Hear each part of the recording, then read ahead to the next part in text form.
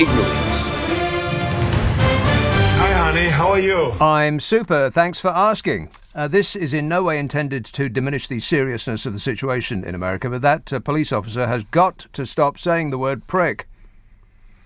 And as for that echoey person, I missed his name, but the person that was talking about Bodger, he has behaved very badly in the last 72 hours. But as opposed to the last 50 years, you mean? And it has seriously dented his reputation. No, I think it's pretty much on brand, isn't it? On brand. It's reinforced his reputation, not dented. And here it comes. You could set your watch by it. I knew this was coming. MPs should be paid more to prevent further lobbying scandals in future. Oh, fabulous. And step forward Sir Peter Bottomley. The Tory MP has suggested less than 24 hours after former government minister Owen Paterson resigned amid a huge backlash over his, quote, egregious breach of standards. Sir Peter Bottomley suggested his basic salary of £81,932 a year is not a fair level of remuneration for the amount of work they must undertake. What? Are you kidding me? Talk about a tin ear. I knew somebody was going to say it. You remember when the expenses scandal broke? I knew that that was only going to end one way as well. That they were going to earn more because of it. Oh, well, how can we possibly avoid breaking the law if we have to scrape by on only £81,932 a year? I mean, be reasonable. Writing for the Times Red Box. I've got no idea what that is. After Paterson resigned, Sir Peter, and the MP for Worthing West, wherever that is, and father of the house, said thick skin, a raincoat and a sense of proportion are what I recommend prospective members of Parliament have, are what I recommend to prospective members of Parliament. Thick skin, a raincoat and a sense of proportion. Well, you can only buy one of those. The others you have to come with. Who can serve, he asks. Someone on a low income may find the financial adjustment welcome. This is how spectacularly out of touch that lot are. And my experience of the House, the Palace of Westminster, my experience of it is restricted to just one evening, quite a few years ago now, and it was a pleasant evening. I was out there on the terrace. It was some function or other. I think it was like Keep Music Live or Stop Stealing Music or something like that. I've got no idea. I don't even know why I was there. I could have been anybody. The security there was abysmal. I would assume that they've tightened it up a bit, but there was just a long line outside the palace. There was no instructions on my email as to where to go and who to see and how to introduce myself. So I just thought, well, I'll just join this line and see what happens. And you just get ushered in. They didn't ask me who I was. That wasn't on any list. They didn't say, where are you going? They just waved me through. I mean, there was a metal detector, but that was about it. Couldn't believe it. And after I'd got in, I could just wander where I liked. God, the smell of cabbage in that place. I don't know if it was the members or their restaurant. It was it smelt a bit off, got to tell you, like an old people's home. And right enough, there was a lot of old people in there. Staggeringly drunk. And I do mean like student union type drunk. Booze. I've never actually seen such an exhibition of drunkenness in my life. That image has stuck with me to this day. I can't think of any other place I've ever been where I've seen so many people reeling drunk. And this is an aside. This has nothing to do with this issue. Well, a little bit. It has to do with sleaze. It looked like not a knocking shop exactly, but it looked like a facility where gentlemen of a certain age could avail themselves of youthful and eager assistance. That's what it looked like to me. Very suspicious. Anyway, the other overall impression that I got when I came out was it's not Labour against Conservative, against the SNPists, against Lib Dems and the Greenies and all of that lot. It's not the factions fighting within themselves. It's all of them against all of us. That's the feeling I got. The us and them thing is not us, the Conservatives, against them, Labour. It's all of them against us. Now, that was only based on one evening. I've only been there once, but that was the overwhelming impression that I got to coming out. That, and it was a den of drunken depravity. Anyway, I knew somebody was going to say this. The reason that they are having to take second jobs is because we're not paying them enough. Oh, my God. Anyway, Sir Peter Bottomley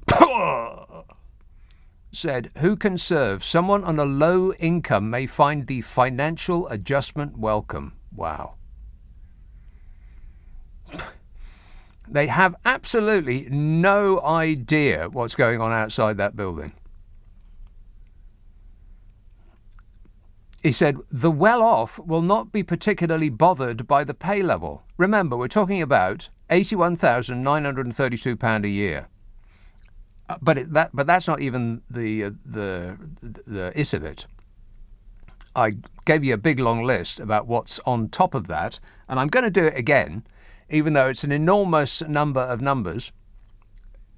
Yes, I just did say number of numbers. An enormous number of numbers. But I'm going to do it anyway. Where am I? Oh, yeah. He says, the interesting questions come for the reasonably successful. Sir Peter, who has spoken out about MPs' pay on several occasions in the past, said that Parliament will fail to attract top talent if the MPs did not get paid more. Top talent. Is this the evidence of top talent that we must accept this, that we've attracted so far?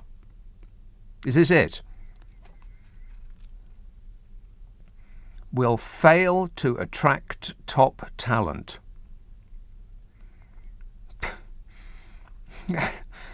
I mean, it's just beyond belief, actually. No, it's worse than that. It is entirely believable, is what it is. That's what's alarming, that it is completely believable.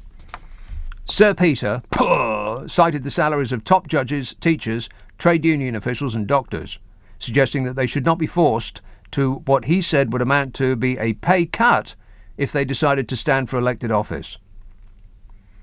He said, MPs do not ask for a life that is easy, comfortable or risk-free.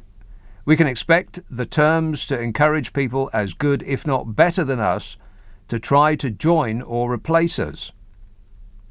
A reasonably successful professional should be rewarded fairly, neither excessively nor meanly. Downing Street declined to comment. Yeah, they were nodding too vigorously to pick up the phone. And that argument hits the dirt when you add in the expenses and the opportunities that are available to any MP to feather their nest both during and, of course, after their time in office. I mean, you can't claim a mountain of expenses and get elevated to a job for life with a fancy title in the world's best club if you're a doctor, for instance. Oh, and besides... Stop whining. I mean, really? God, it's also, poor, pitiful me, having to scrape by on just 4 times the average wage, with a massive amount of expenses on top, and the unique ability to monetize the title of MP forever.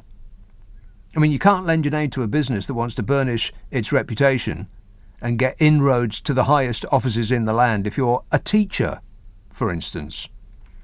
I mean, if you're a teacher, you don't even have your own cane cupboard anymore. Where's the fun in that? So I'll tell you how much they actually earn. If you missed it yesterday, you're not going to like it. Get ready to grip onto something firm. 0345 6060 973, text 84850, email nick@lbc.co.uk, and if you're on Twitter, it's @lbc. Already I'm behind. I haven't wiped up yesterday's messages yet, and already there's about 3 feet? It's about 3 feet of messages already. Or 6 metres in European surrender measurements. No! So from yesterday, Altex, instead of voting, there should be a sorting hat, like in Hogwarts. Yeah, and they'd all get stuck in Slytherin. 0345 6060 973. Nick Abbot, LBC. This. And remember, darling, I don't work before 10 in the morning and never after 4:30 in the afternoon. Says your local MP. So don't even bother calling outside of those hours. So here we are. This is talking about the money, honey. I'll do it in round numbers because otherwise it'll take forever. £81,000 a year. Let's call it that, shall we? It's close enough for jazz. Rock and roll! £81,000 a year. You know the average wage in this country, the median wage is about 21, 24, something like that. But of course it's yanked upwards because a large number of people earn a vast amount of money working in the City of London. No! You know, those people. So most MPs will be presiding over about 100,000 people who are earning in the teens, I would imagine, like 15, 18, 19, if they have a job at all. So it's about 4 times the average wage, just as the base salary. Then they get £23,000 a year paid rent. Yes. Plus £4,000 if you live in London. Plus £1,450 if you live in London. I've got no idea why. Then £28,000 a year office costs, because, those staples aren't cheap. And that £28,000 is increased to £38,000 a year because of COVID.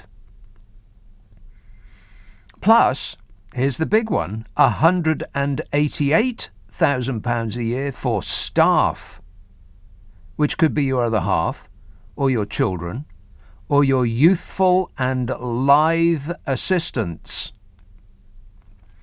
And £18,000 a year because of COVID, and £57,000 a year for something called no, that's not a year, that's for winding up costs, for when you either don't want to be an MP, or your constituents don't want you to be their MP.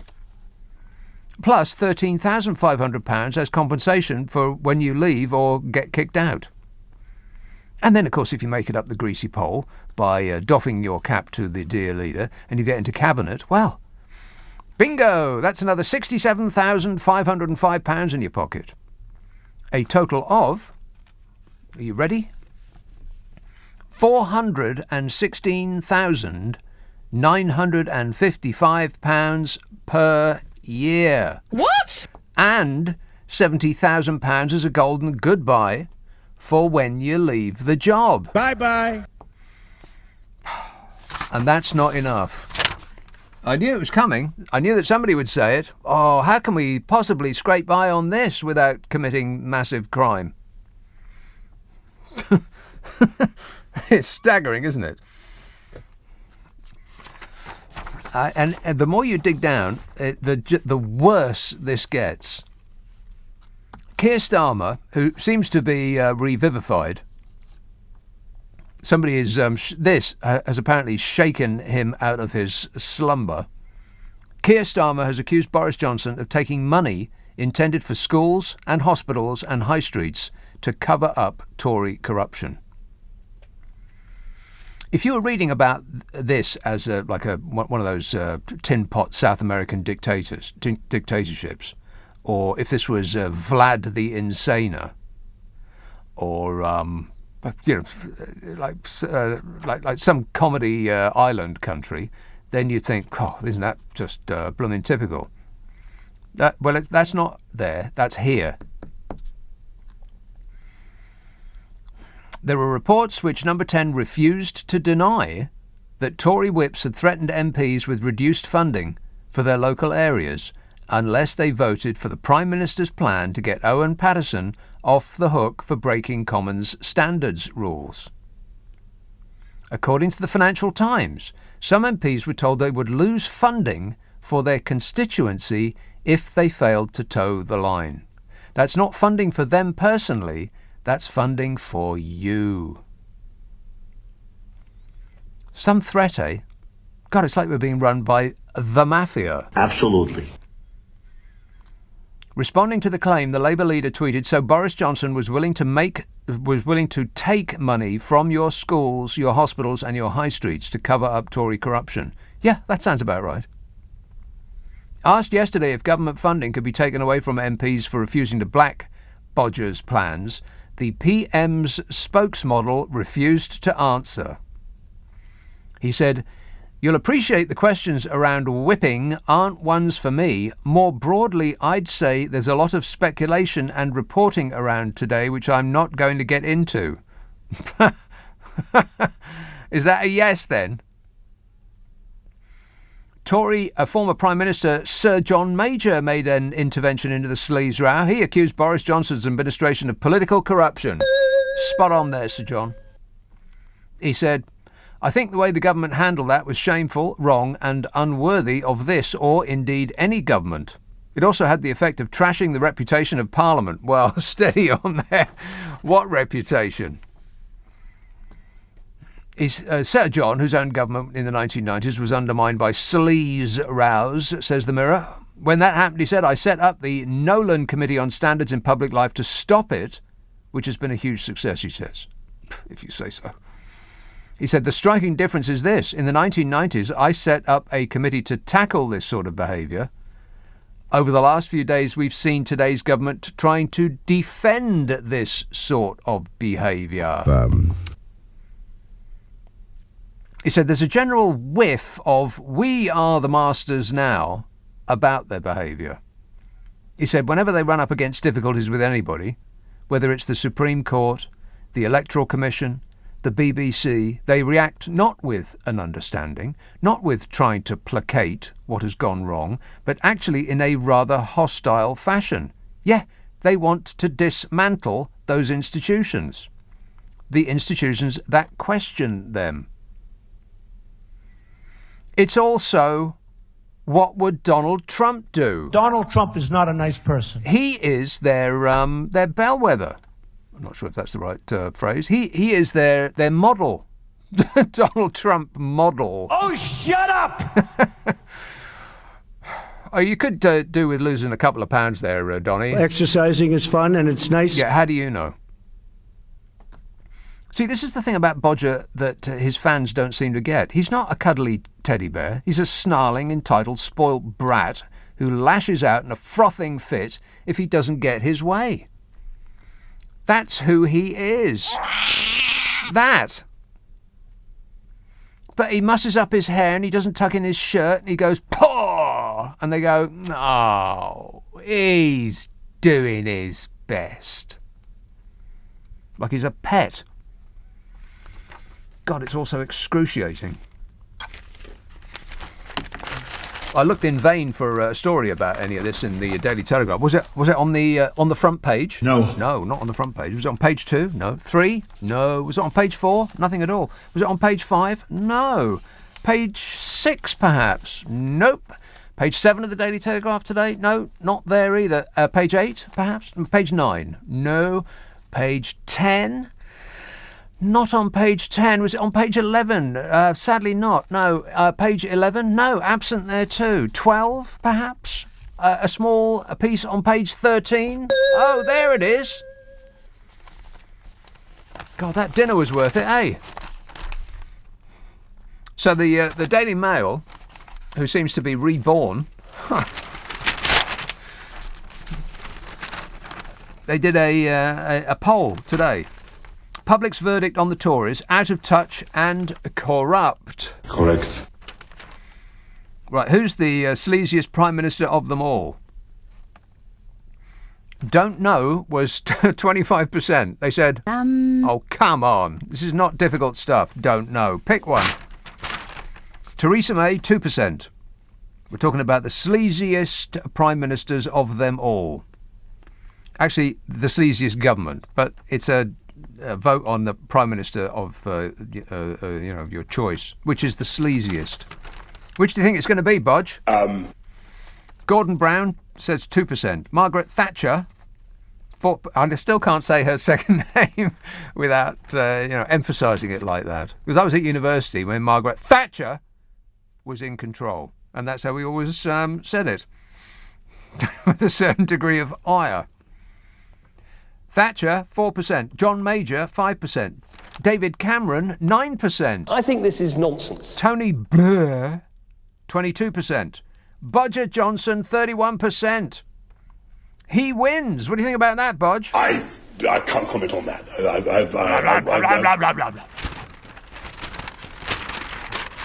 Sorry, it's a double-page spread. Which leader is the most sleazy? Between Bodge and Keir Starmer. Keir Starmer, 20%. Bodge, 53%. Don't know, 27%. Oh, God, just pick one. Don't know. Who's... okay, here we go. Get this. So keep that in mind. The public think that Boris Johnson is by far the sleaziest Prime Minister we've ever had, running the sleaziest government. Nobody else even gets close. I mean, people hate Tony Blair because, all sorts of different reasons. But there's half as many people, again, think that Boris Johnson is sleazy as thought that he was. 53% say Bodge is the most sleazy leader compared to Keir Starmer. And yet, who's doing a better job overall at the moment? Keir Starmer, 27%. Boris Johnson, 41%. What? 41%. Half as many people, again, think that Bodger is doing a better job overall than Keir Starmer. What's happened to this country? I think we've lost our minds. I don't recognise it anymore.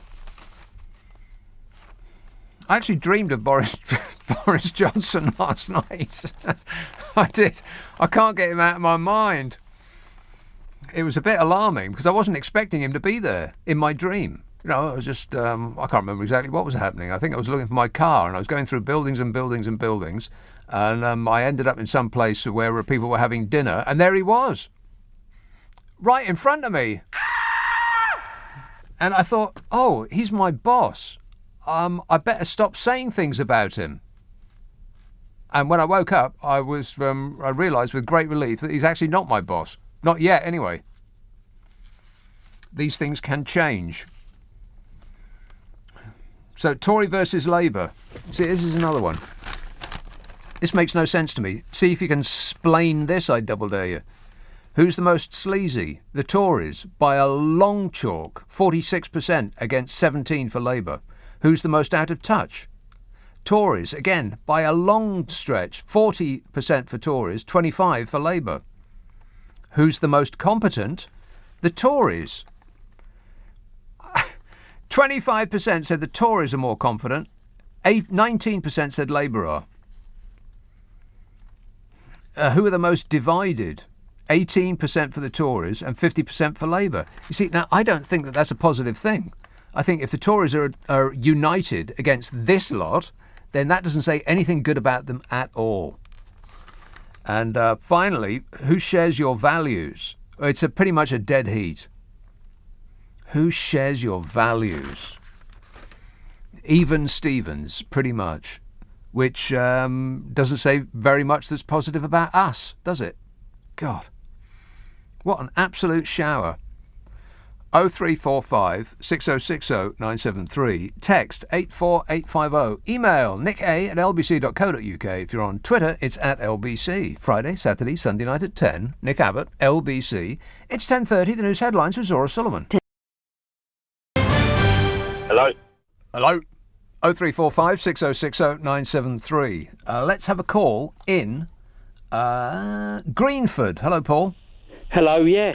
I think, hello, Governor. But, yeah, it's the mother of all parliaments. And, in the political textbooks born to rule the Conservative Party. But on the other hand, the Guardian newspaper, maybe the first time round, Sleaze, World in Action. But no,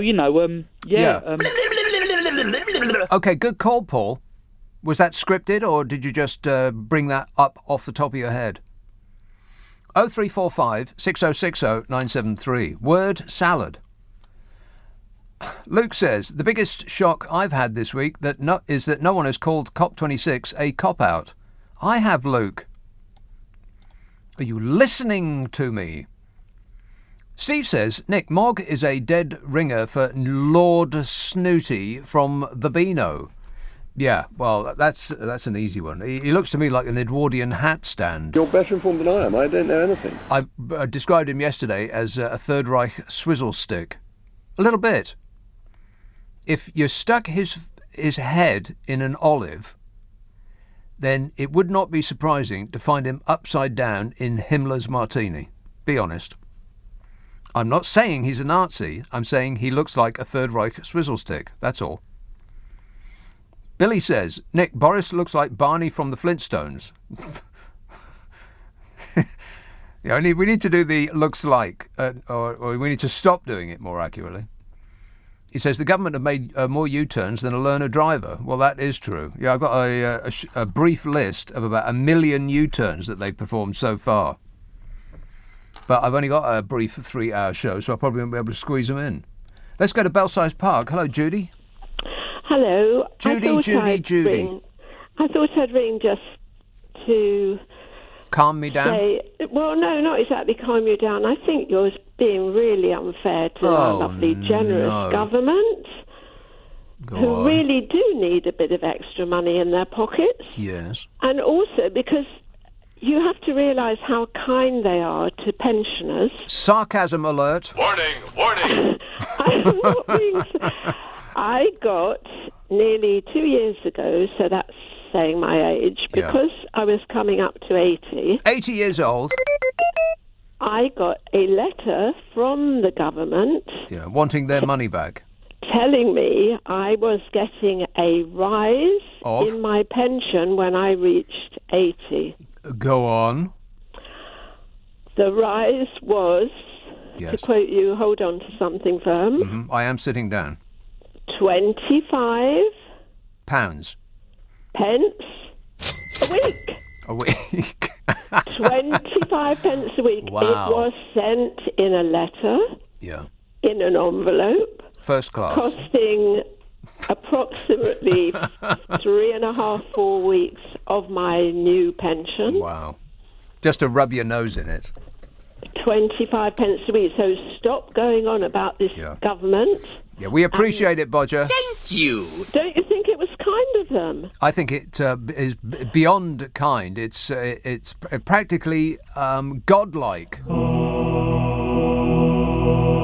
They have visited this fortune upon you. Don't spend it all in the same place. Promise me you won't do that. What we thought, myself and my husband, was if we saved it for 100 years, yes, we could have a week's holiday in somewhere not too luxurious. If you saved it for a couple of months, you could write a letter and put a stamp on the outside and post it back to them and tell them to stick it. I could.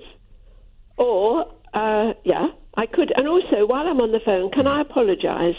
I never ask you how you are, and I never thank you for taking my call. Right. OK, well, I'm just fine, and you don't have to thank me for taking your call. It's a pleasure. Thank you very much. No, anyway, thank you, Judy. Appreciate it. Reverse what you've been saying about our lovely, wonderful government. Yes, I apologise for everything that I've just said. I take it all back. Yeah. And you'll have that to look forward to. Yeah. Yeah, right. Okay, I'll write that down in my diary and look at it every day in expectation. Right, okay. Cheers, Thank you Judy. very much. Ta-da. Bye-bye. 0345 6060 973. So these are some more messages from yesterday. I've got to get through these because they're already starting to pile up from today. Craig says, Hi, Nick. The NHS app, surely it's got to make the Guinness Book of World Records. I'd bet money on it never being broken ever as the world's most expensive app. I think Silicon Valley missed a trick there. Boy, did they ever. There's the £47 billion they won't be able to get their hands on. Jim says, if we're having to import our turkeys from France, what about the fact that we have nobody here to butcher them? We'll have to send them back over the channel to get them butchered. I'll talk about that in a while, because that's amazing what's happening here. You really do need wings to stay above the BS. It's piling up so fast. That's a misquoted line from Apocalypse Now. I love the smell of BS in the morning. Yeah, then we're going to get our turkeys from France, and they're going to come over here, and they'll be running about the place, and we'll think, well, we haven't got any butchers. What are we going to do with this? So I'll have to send them back to where they came from. Can you sort this out? Can you make it into food? Poor little chucks. Jim says, Christmas decorations are a fire hazard. Christmas lights a waste of energy. Oh, come off it, Jim. Jesus' birthday. Be happy. No, I'm underline the point that I made yesterday. But I think Christmas decorations, they're not up long enough. I think the end of November, beginning of December, that's a pretty good time to start. 'Cause, like now, too early. Let's keep everything in perspective. But at the end of December, like the beginning of January, what do you got to look forward to? I mean, there isn't anything. You know, in the summer, you've got like no end of things to look forward to. I mean, you don't need to look forward to anything in the summer because, you know, it's the summer. But then you get Halloween. Oh, blimey, excuse me. Whew. I drank my coffee too quickly. I think a little bit of air got in there as well. And now it's coming back out. What was I saying? Oh, yeah. In the summer, you know, it's fine. You've got autumn and then you've got this big thing, Christmas, to look forward to. But in January, you ain't got nothing. And you take the lights down in January and everything just looks so bare and dull. And you're looking at your own walls and it just looks, it's not nice at all. It's this big, colourful, glitzy thing that's just been removed from your life. Don't like it. I think we should be able to keep our Christmas decorations up definitely through February. Doesn't the Queen keep her decorations up, till the start of spring? Something like that. Get Her Majesty on the phone right now. Got a question. She's not picking up? Keep trying. Where am I? Zoe text, Easter is just as good as Christmas. You get a long weekend without the pressure of having to give presents, and it's your choice if you have the family round. I hate Easter. I actually do. Because the shops close and nothing's open, and what can you do with Easter? I just find Easter very, very irritating and annoying. Westminster. Hello, Adam. Sir, good evening. Adam. I'm really... let's just put it this way. I've never seen so much grief on a government. In fact, it's difficult to differentiate between a Conservative government and a greasy mechanic's hand in a greasy garage. What the hell is going on? We sit by idly and let these basically dictators tell everybody else that the rules don't apply to everyone apart from the Conservative Party. Now listen, we need to shake up, quite frankly, Nick, and the only person to do it is Greta Thunberg, because that lady has got so much gas coming out of her gob, she would be able to power enough hot air balloons to get this Conservative government elected and hopefully blown over to France. Good night, lad. All right, okay. Another listener with material. Thanks a lot, mate. I believe that we knew what we were voting for. Here we go. Okay. Yeah. We knew who he was before we let him in. 0345 6060 973. Text 84850. Email nicka@lbc.co.uk. And if you're on Twitter, it's at LBC. Friday, Saturday, Sunday night at 10. Nick Abbott, LBC. Are you trying to tell me that this is your act? Sadly, yes. Yesterday, Peter texted, clocks go forward for British summertime on the 27th of March. 141 sunsets to go. Paul says, do you think we could persuade Obakarama to emigrate to the UK and take over the opposition? I'm so desperate, I'll take Gordon Brown back. Gordon Brown?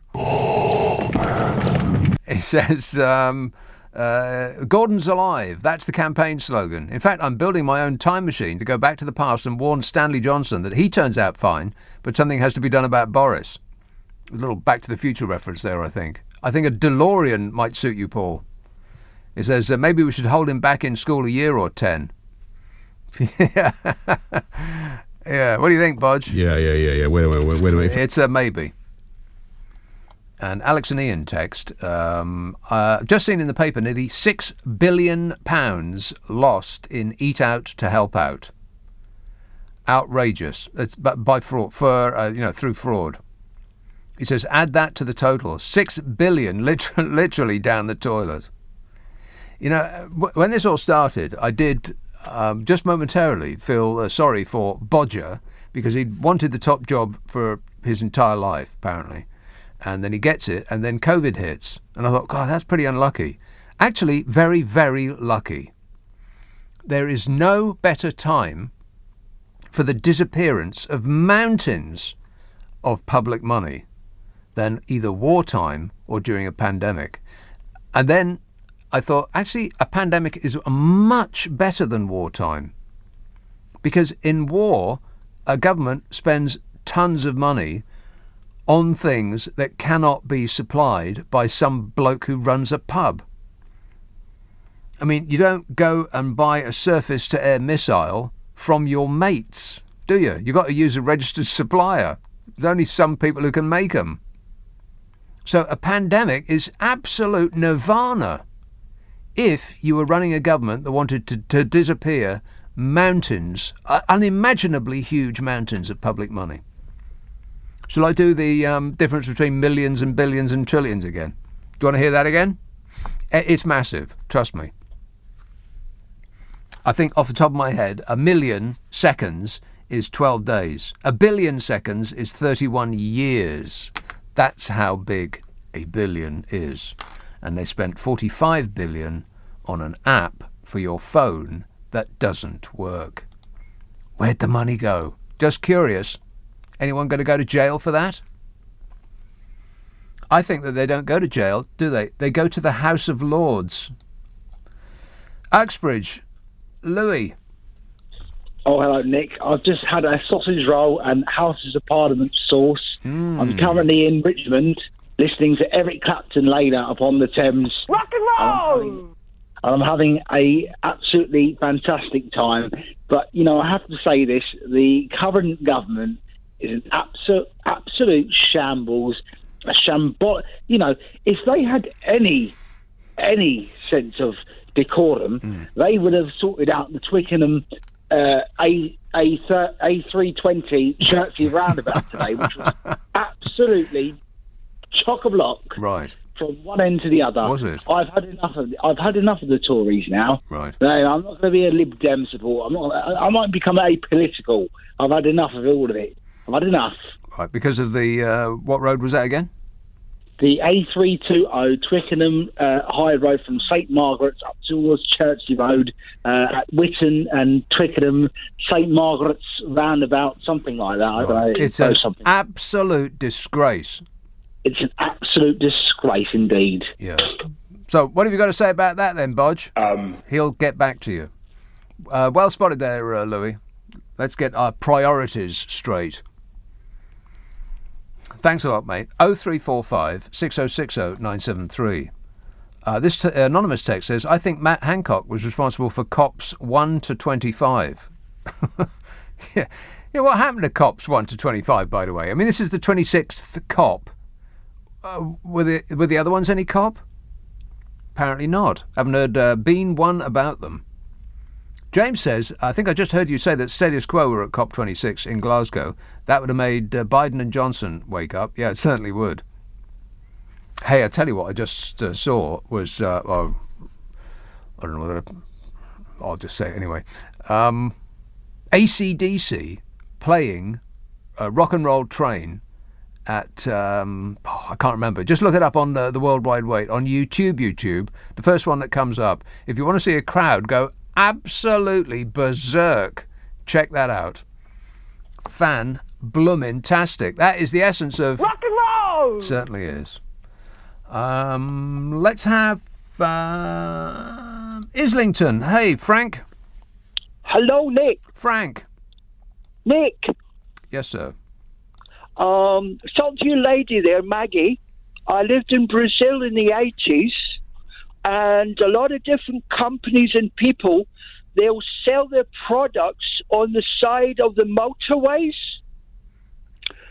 And I was thinking the farmers could sell their turkeys at motorway stopovers. I don't know what they're called because I'm not a driver.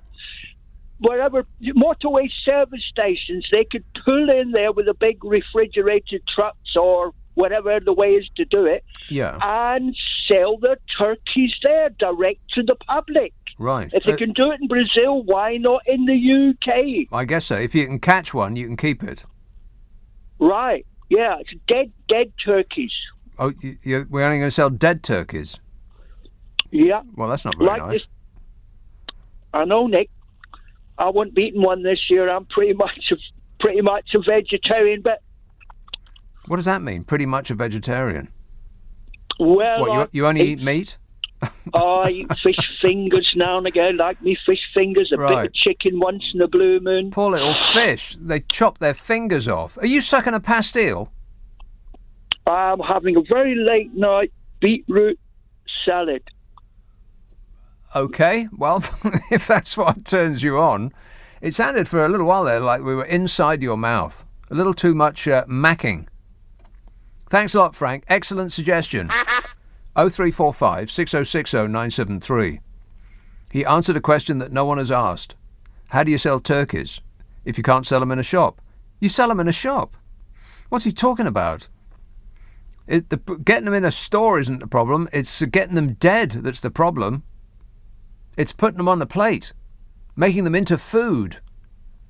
You've got to chop their little feet off and their little head off and take all their feathers off and, strip them nude. Disgusting. Then all sorts of other awful things. You've got to stuff them. Don't even think about how that's done. Pat tweets, Nick, the cost of Brexit is ridiculous. I went shopping today to look for a new camouflage shirt, but I couldn't see one.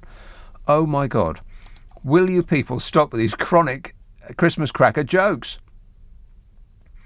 Jones says, Nick, if I earned £81,900 a year, I'd be able to heat and eat.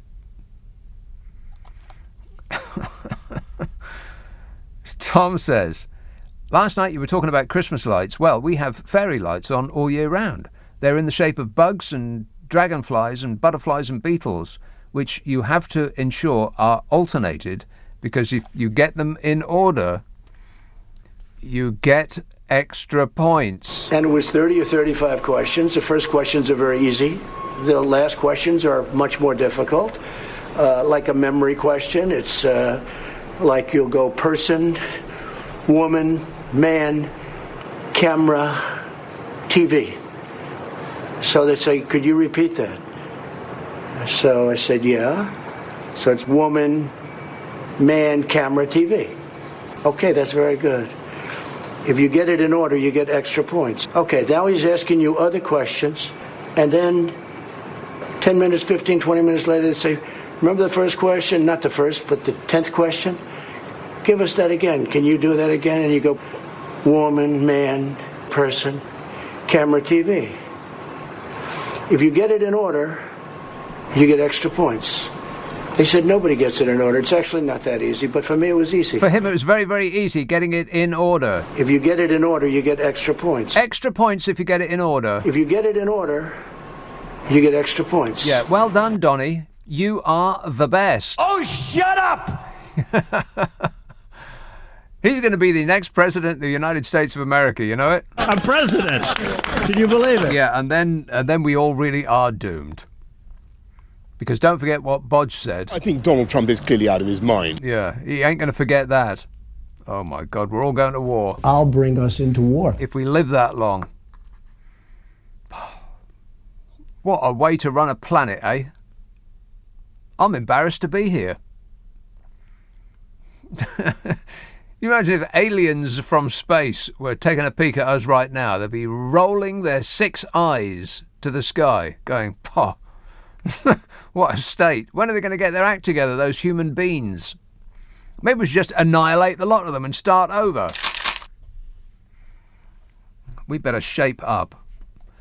0345 6060 973. You can text 84850. Email nicka@lbc.co.uk. And if you're on Twitter, it's @LBC.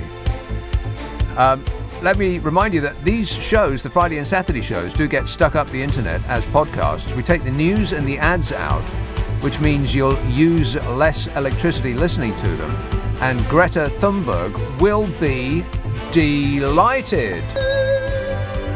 Ask for them by name on an internet near you. Nick Abbott, the whole show. And you can thank me later. No, wait. I've changed my mind. You can thank me now. Thank you.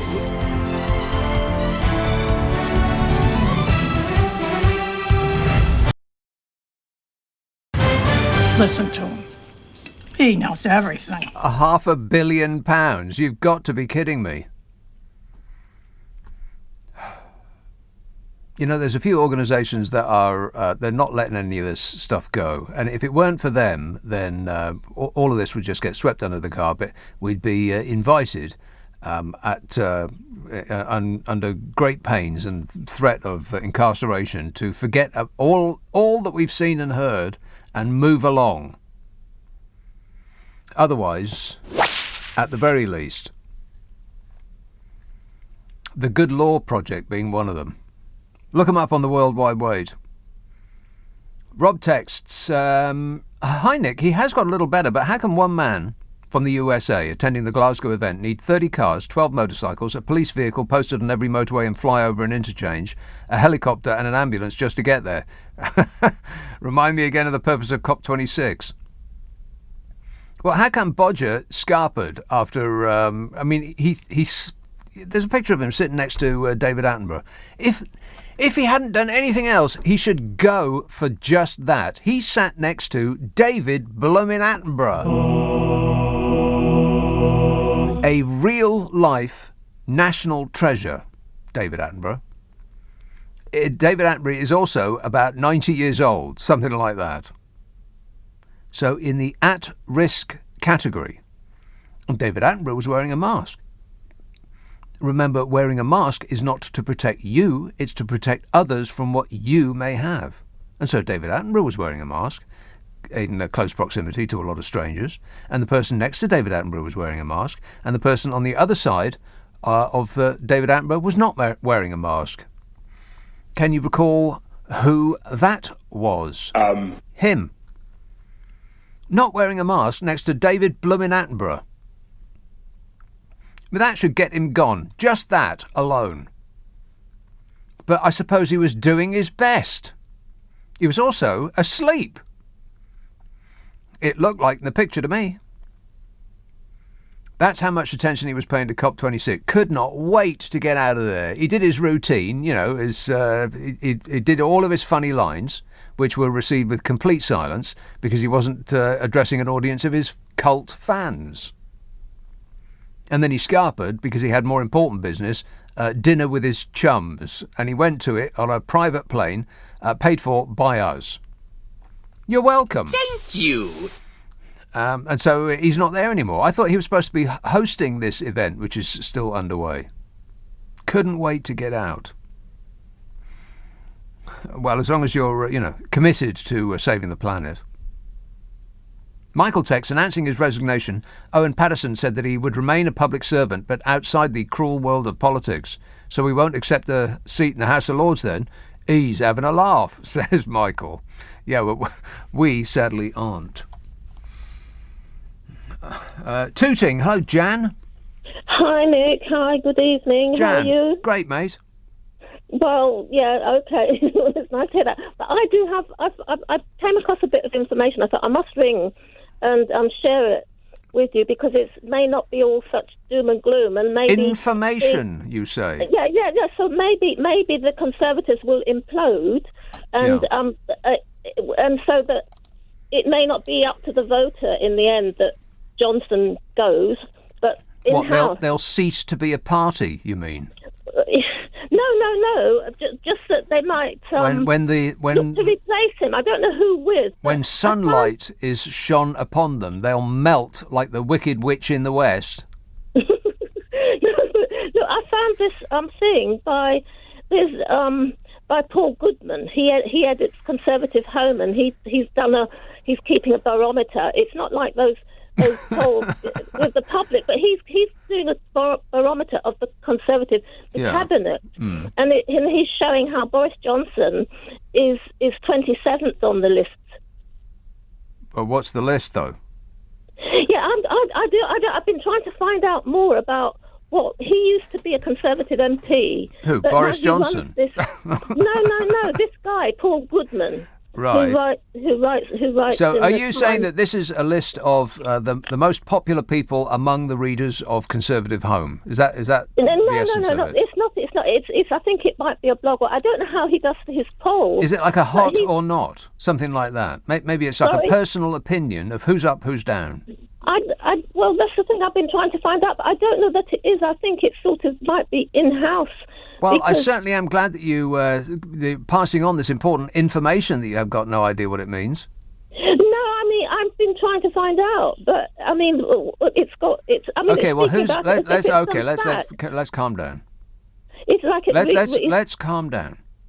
Just take a breath. Breathe in. Anyway, Nick, even if this Jan, I want you to do this with me, please. For your own benefit. All right. Now just relax. Breathe. Breathe in. From the diaphragm. Stop speaking and listen to what I am saying. Breathe in. Through your... Oh, God. Now I wish I hadn't asked. That was awful. Okay, so who's the number one on that list? Don't tell me. It's Fishy Sunak. Oh yeah. Wait. Yes, he was on. He was high on the list, except for it collapsed amongst the Conservative members. It has collapsed because of his budget. Okay, who's number one? Please don't tell me don't tell me it's Liz Truss. Oh no, I can't believe this. Yeah, it's funny, isn't it? But it's got. No, it's not funny. Is that who it is? Liz Truss. Yeah. She's quite high up on it. Well, who's number one? Well, that's the thing. It doesn't say, but some of them have gone up in the ratings. Yeah. Well, who's the tip toppermost? Popular. No, that was this stuff. It's just that there's this. I've been trying to find out online as well, but it's who Sunak has fallen down, but he's still 12th place. Right. Who's number one? That's who's hello? No, they've gone down. Anyway, I think the important thing is that it seems like a glimmer of light to think that the Conservative Party itself may implode. Implode, yeah. Amongst themselves, the members. Right. Well, and maybe they'll create like a moral black hole, and they'll get sucked into it. Yeah, I mean, it's just that I think that he's not going to keep his majority, and we needn't get so doomy and gloomy and think it's some Armageddon coming along, with this party and everything. We've got an election years away, and they're raising taxes now so that they can manage to get rid of their leaders. They're raising taxes now so that they can drop them just before the general election. I betcha that is what the plan is. All of those Tories hyperventilating about how much tax we're being that we're suffering under Fishy Sunak. He's raising the taxes so he can play Santa Claus and drop them just before the next general election. Anybody want to take a bet that is what's going to happen? Well, yes. Anyway, as soon as you figured out what it is that you're hopeful. trying to tell me, Jan, I want you to pop it on a postcard and stick it in the post. Please tell me you'll do that. To convince you that the You party may haven't fall convinced apart me of itself. anything yet because you don't seem to know what you're talking about. No, I mean the party itself will choose. Will get rid of Johnson. Here not is the news, voters. Jan. The Conservative Party will do anything it takes to cling on to power because that's what the right wing do. The left, meanwhile, will quite enjoy losing because there's a certain masochistic streak in them.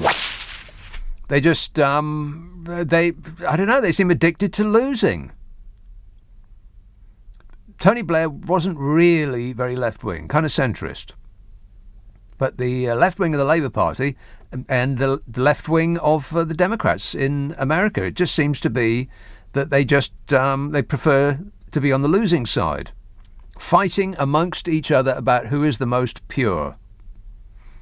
Whereas the Tory party, when it really matters, will get their act in order, get their ducks in a line and cling on to power by whatever means necessary. Thanks a lot, Jan, for whatever that was. 0345 6060 973. You can text 84850. Email nicka@lbc.co.uk. And if you're on Twitter, it's @LBC. Jay texts, good evening, Nick. Pay MPs less. Then we will get people that do the job for the love of looking out for us, not the love of cash. Just like the care workers who get a pittance. They do it because they care. Huh. Well, that's an interesting thought. The more you pay them, the more they will be attracted by the pay rather than what the job is supposed to be. Good thinking there, Jay. Any politicians actually like that thought? No. Didn't think so. Everything is going extremely well. You bet your life it is. Jay texts. Oh no, I've read that one. Very good suggestion there, Jay. Pay MPs less, then we get people wanting to do the job rather than just wanting the cash. Yeah, I mean, if the complete package is over £400,000 a year with expenses, then people are going to see pound signs in their eyes. Because on top of that, of course, you can monetise being or having been an MP. And if you get to the House of Lords, well, that's just the best club in the whole wide world. It's a club that actually pays you a six-figure salary to be there. And then on top of that, you can monetise your title. Forever. And it doesn't matter what sort of dodgy institution that crawls their way over to you. If you just lend them the title of Lord, it burnishes their reputation. Just have to put the word Lord on someone's headed notepaper and they can be a drug dealer, you know, like a tobacco company or pharmaceutical company or some dodgy property developer or anything at all. Doesn't matter. Their reputation gets burnished no end. You stick a Lord on their headed paper. And so these people, they sit there for life and just collect, a dozen of those things, and they're earning £1 million a year doing nothing because none of those jobs actually require them to show up for work, you understand. They just want the title. This country it's just mired in it from top to bottom. We think we're above it, but we're probably... That guy who used to investigate the mafia in Italy, I can't remember what his name is, he famously said that Great Britain is the most corrupt country in the world. And I think he's probably right. This is where the international criminal super-rich come to wash their money clean. And they do it in the banks and the accountancy firms and the legal firms and the estate agents, of course, in London.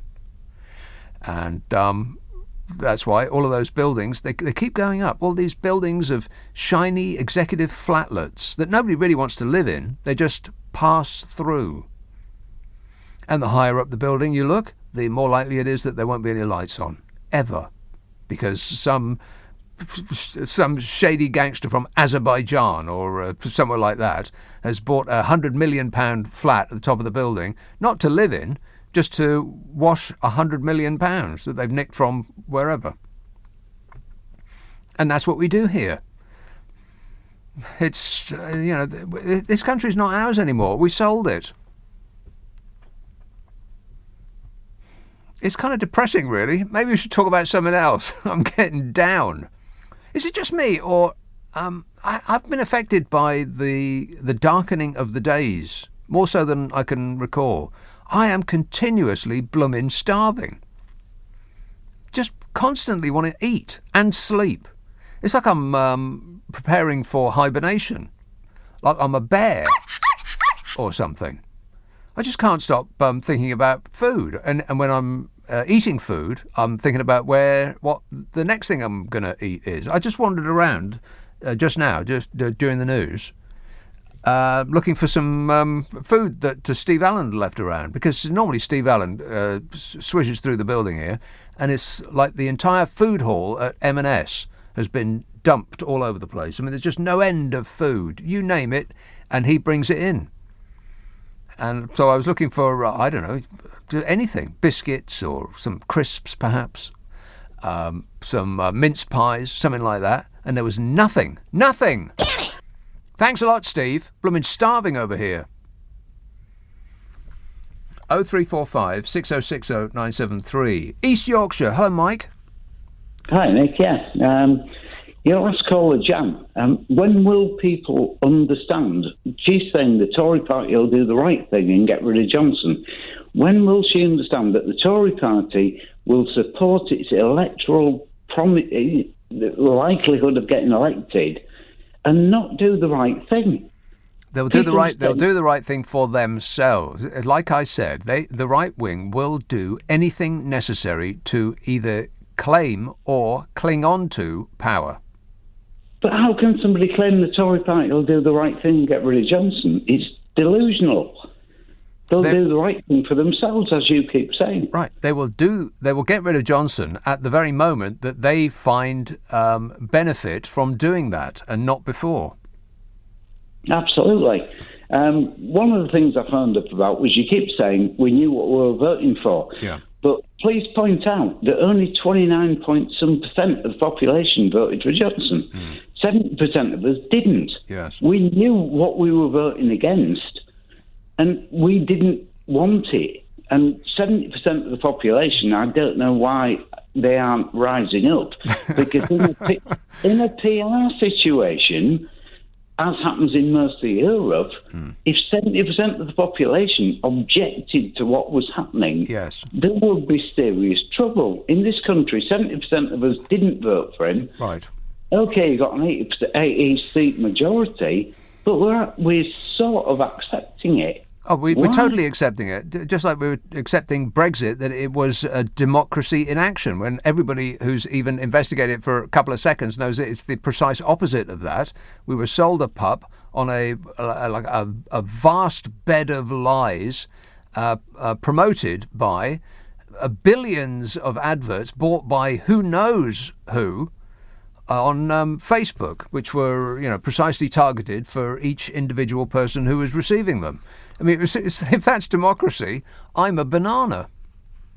And the guy that negotiated it got ennobled. Yeah. Absolutely bizarre. But anyway, the other thing, practical thing, which I wanted to talk about, is that we have now got double bed blocking in the UK.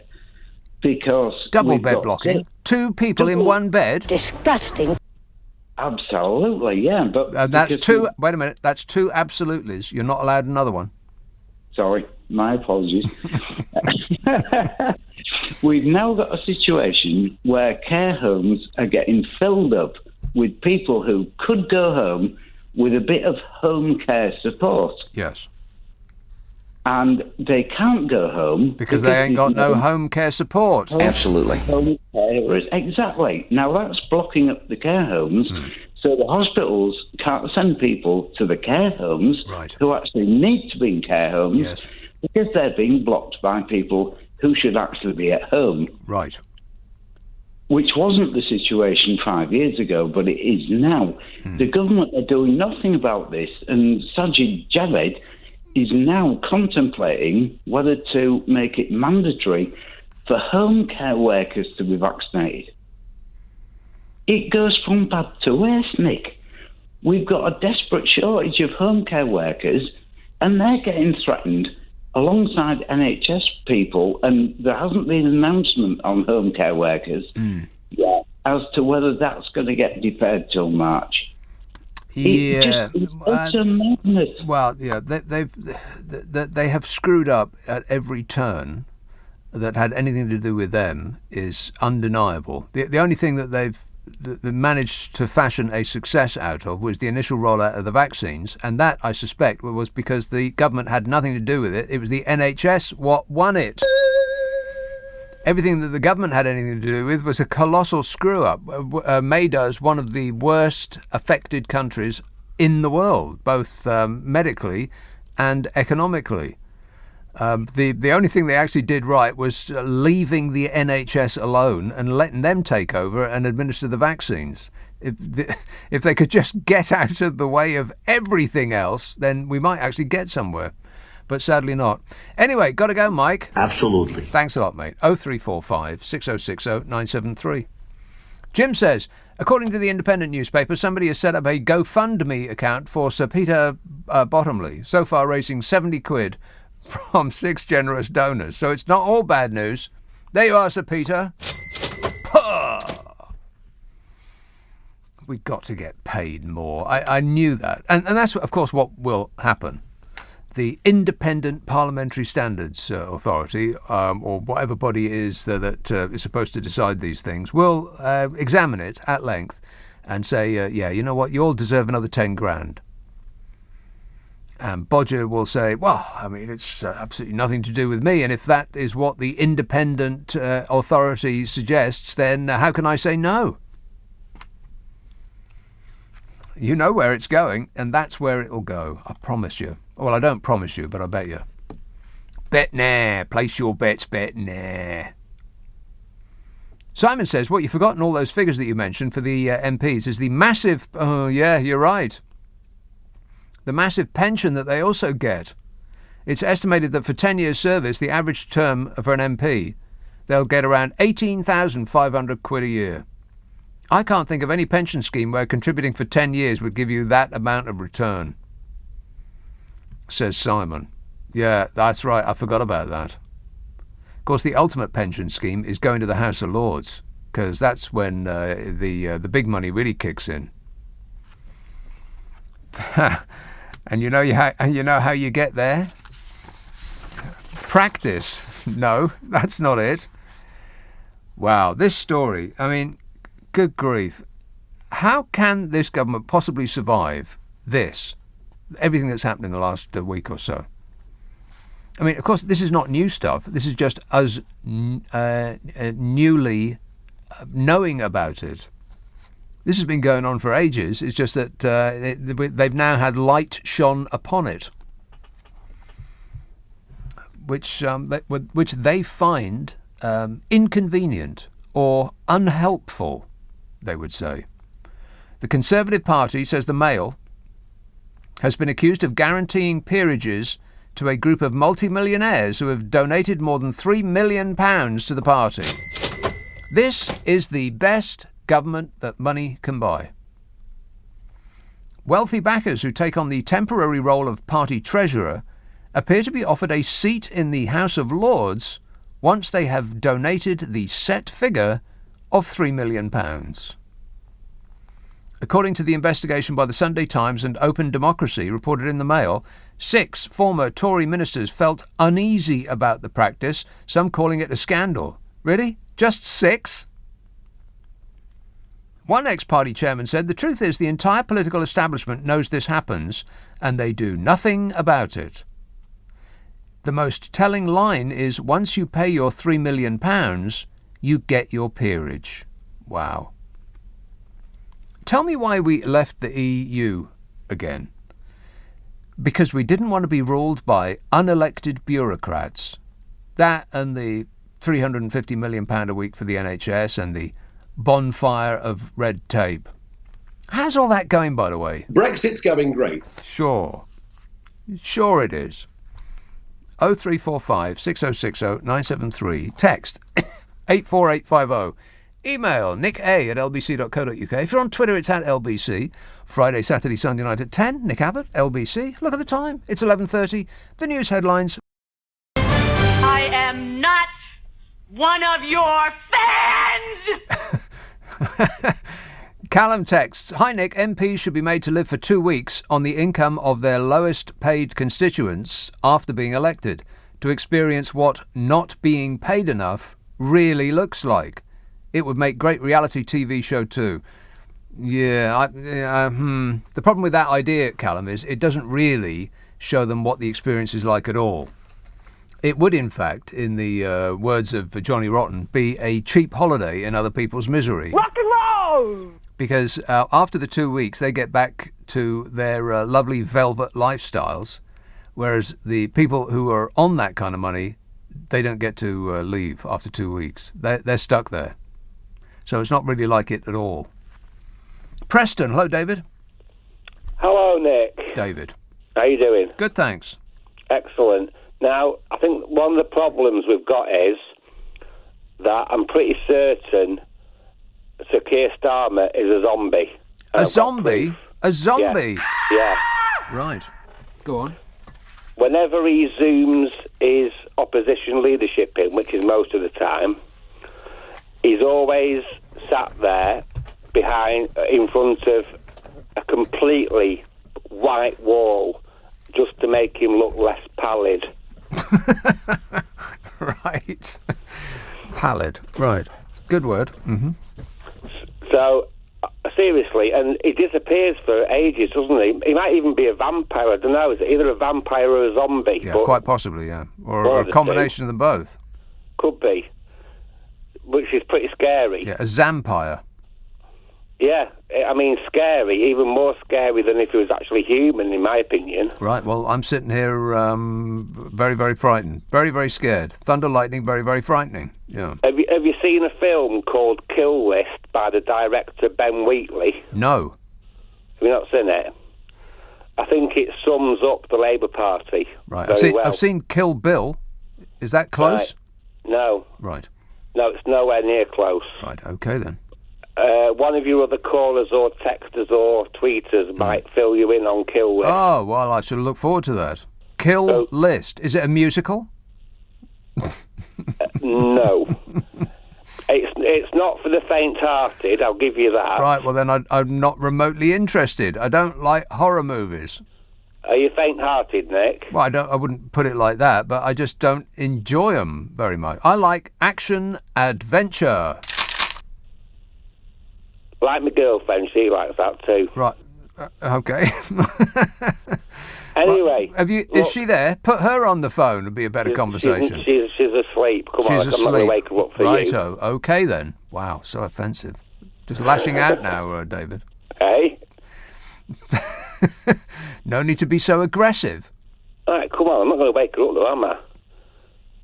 It's not remotely interesting to me whether you're going to wake her up or not. I don't care. You have to speak to her. Oh, well, I didn't know she was asleep. Oh, my God. So, talk about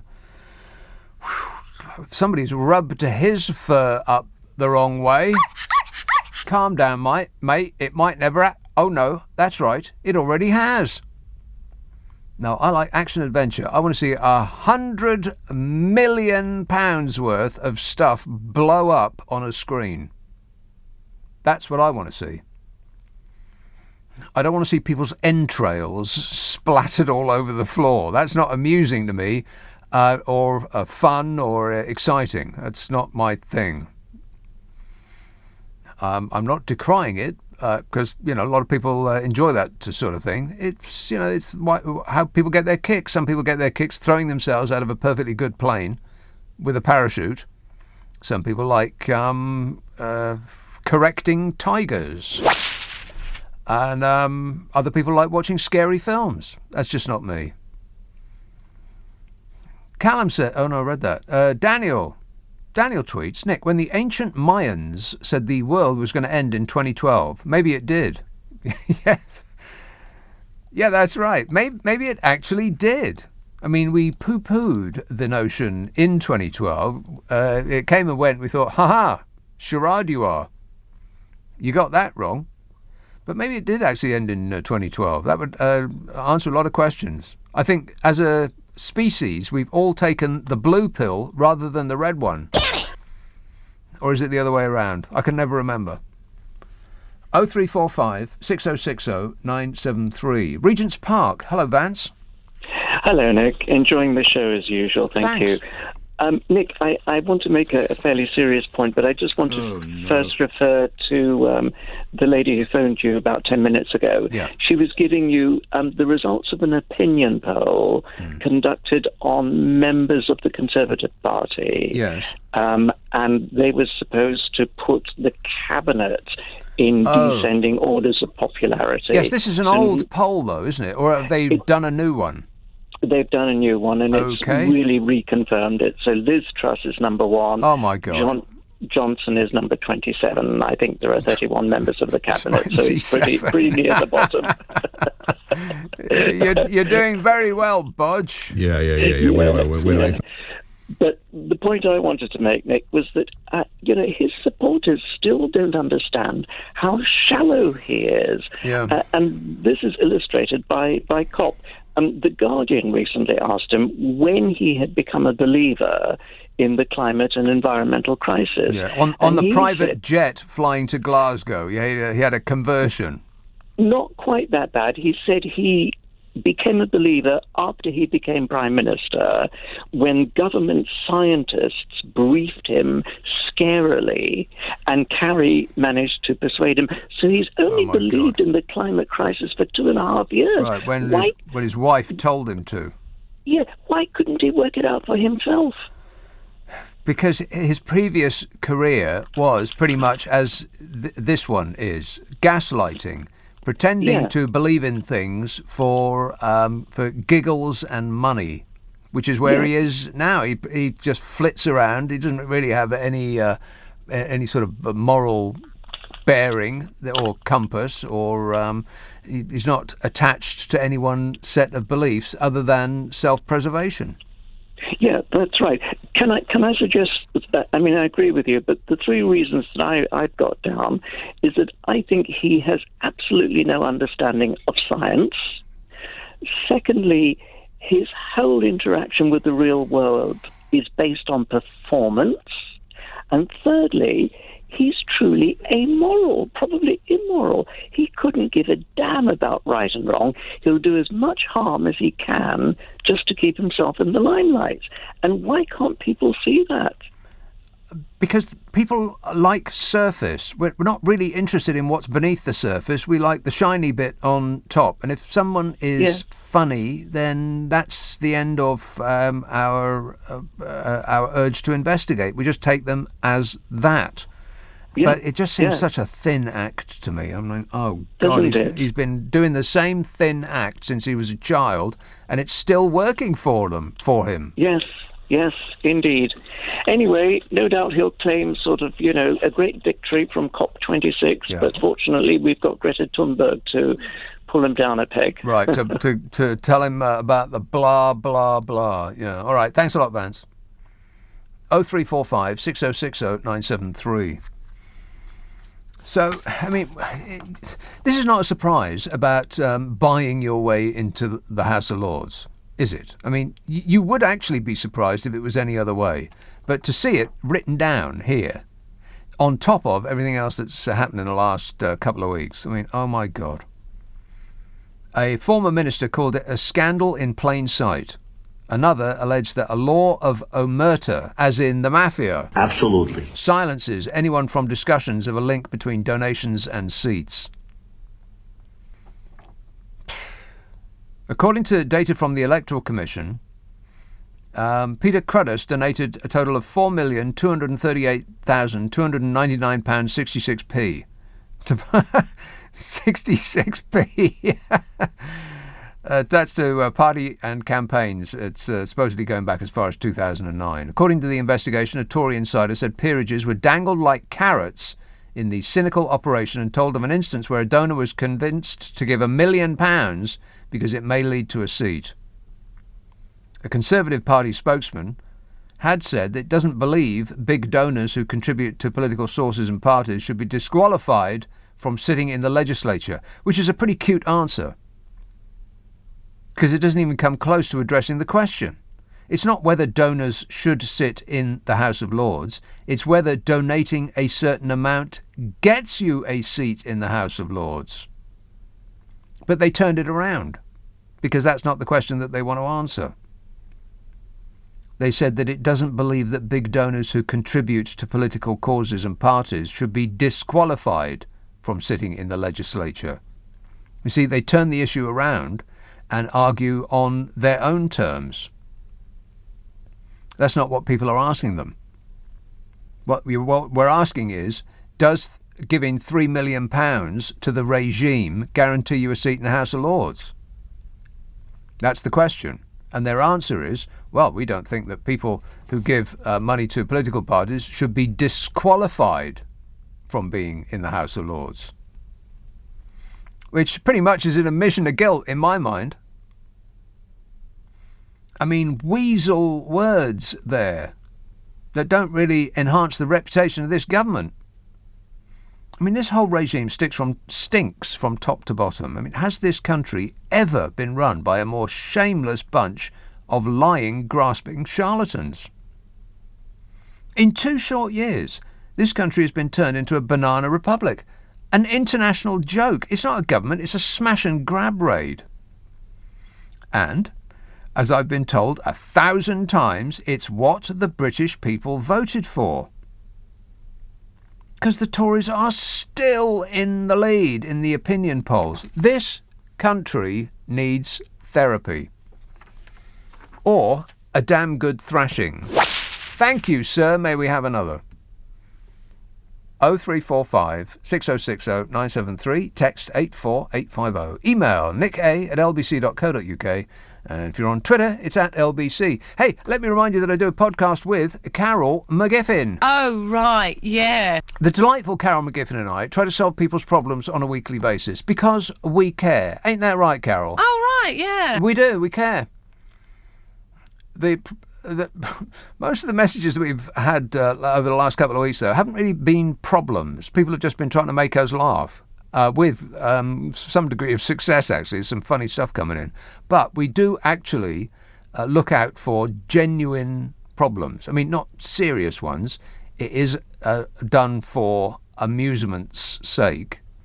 But if you've got a problem and you want us to sort it for you, then, or discuss it anyway, we're not very hands-on. We're more, we'll think about it with our brains. So if you want us to have a bash at your issue, send it to the following address, nickandcarol@global.com, nickandcarol@global.com, and prepare for a certain amount of satisfaction. And the podcast is called What's Your Problem with Nick and Carol. Ask for it on an internet near you. What's Your Problem with Nick and Carol? Nick, listen. Now, what I'm trying to say to you is this, Nick, right? Phil tweets, I frequently have that dream where I can't find my car too. I thought it was just me being weird.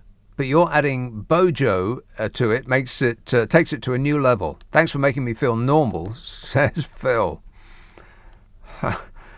Yeah, I did. He burst into my dream last night. Bodger did. Yeah. Wait a minute. And I really wasn't expecting it either, and I was alarmed. In fact, I think it made me. I think he made me sweat in my dream. I mean, no, wait, in my sleep, more accurately. Thanks a lot, Bodge. See what you've done? You made me moist. This says, the woke youth would rather spend £10 on a chai latte than save to buy a house. They love to complain but don't realise how hard we had it when we were young. It's not hard to save. What has that got to do with anything that we've been talking about? Okay, first of all, what's a chai latte? Don't tell me. I don't want to know. Second, whatever it is, it doesn't cost £10. It can't possibly. Third, Grandad, you can stick it. Because when you were a lad, buying a house was something that a person in a reasonable job, in a normal job, could do. They could do that. A bloke could go out and work in the factory, or he could work as, like a normal job. And he could support a family where his other half did not go out to work. She stayed at home and cooked and took care of the kids. And so he would be the only breadwinner in the family, and they could still afford a house. These days, you'd have to be a banker to be able to do that. So you can take that text and shove it. Trev tweets, all those turkeys running about, they could start a new political party. I'd vote for that. Definitely. In a heartbeat. Matlock. Elisa. Hello. Elisa. Hello, Nick. How you doing? I'm okay. Well, not really, but I'm okay. I lost my mum a week ago. Had to fly over. I moved from the UK in 2015, and I had to return, obviously, for my poor old mum. Yeah. But I am shocked by the UK now. Shocked? It's sad. How long have you been away? Yeah. Well, I left in 2015. Oh, well. And then suddenly Brexit happened. Yes. And then, but I must say, I just want to say, the nurses in the NHS should be given double pay. I cannot thank them enough for what they did, and I would like somebody else in the politicians to do the job they did, because they wouldn't last an hour, let alone a day. Yeah, we could get the politicians to do that job, and then the nurses could give them a round of applause every Thursday. Oh. Excellent idea there, Elisa. Yeah. So the country has changed since you were here last. Wow. Well, I think one of the things that's happened since you were here last is that we've become obsessed with something that was never front of people's minds, Europe. It's like this entire country has been hypnotised into becoming obsessed about Europe, whereas before all this mess started, nobody was remotely concerned. There was no great surge of this yearning to get out of Europe. It wasn't at the front of people's minds. It wasn't at the top of their issue list. They had no end of other things that they were concerned about other than getting out of Europe. And it's almost like a magic spell has been cast over the country.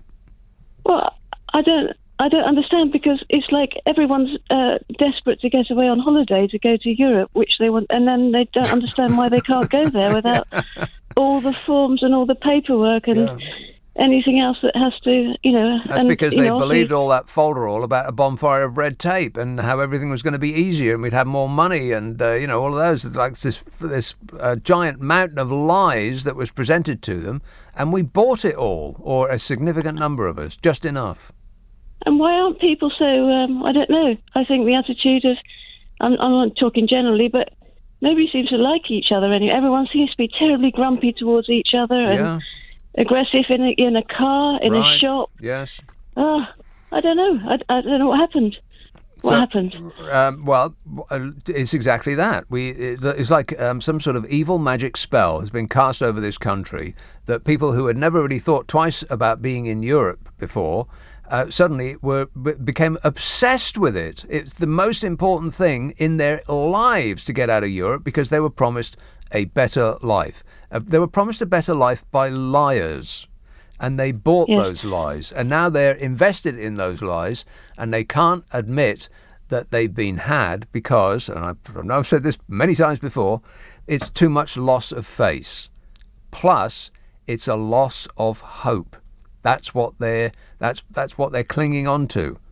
Hope and avoiding embarrassment by admitting that you've actually been had by a very, very obvious campaign of lies. Where do you live in Spain there, Elisa? I live in Mallorca, in the north of Mallorca. Well, that sounds a delight. Well, I'm sure the weather is lovely at this time of year. Well, I don't know. I'm in the UK at the moment, so I have no idea. But yeah, but you live there. I do live there, and I can tell you it's a little bit better than the UK. A little bit better than the UK. Yeah. Well, I'll see you at the airport, Elisa. I'll bring my water wings. How does that sound? That's okay. Okay. Okay, I'll have to do better than that. How about an inflatable banana? How does that sound? I don't think that would be allowed through immigration. Well, I wouldn't blow it up before I get there. I'd keep it deflated. Thanks a lot, Elisa. 0345 6060 973. Alice texts, we haven't got any turkeys. They're all going to have to come from Poland. I'm not sure I could catch Not sure I could catch one any longer, but I could prep it if necessary, but thankfully it isn't. P.S. I recommend duck à l'orange, which is what I'll be having. Duck à l'orange? Filthy French food? No thanks, Alice. British food. I want my dinner boiled to within an inch of its life. I want it boiled till it's mush in the bottom of the pan. And then put some ketchup on it. Lovely. The British way.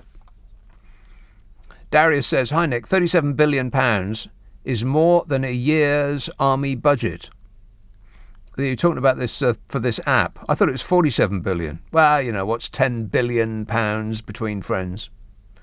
He says with half of it, they could pay 100 grand to all Google, Facebook and Apple staff, to all of them from cleaners to CEOs. And with the rest of the 37 billion, they could buy an average UK flat for every single one of them to work from home if they like. I did the maths so you don't need to. It is correct. Would you please read this out? No. No, I won't. What are you talking about? Paying Google, Facebook and Apple staff? They're well remunerated. I've got no idea what you're on about there, Darius. If only I'd read the last bit first. This, you asking me to read this out. If I'd read that first, then I wouldn't have read any of it out. Oh well. Foiled again. 0345 6060 973. Text 84850. Email nicka@lbc.co.uk. And if you're on Twitter, it's @LBC. Friday, Saturday, Sunday night at 10. Nick Abbot, LBC.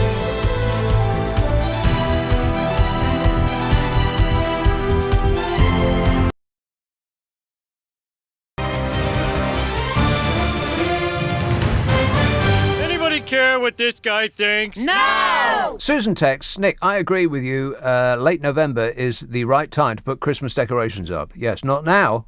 Late November. She says, my neighbour started putting theirs up at the end of September. What? You're joking. They've had a Merry Christmas sign on the door for a whole year. Just as crazy, he said, Happy Christmas about a month ago. Wow. I'd move out straight away, Susan. You're in great danger. Warning, warning.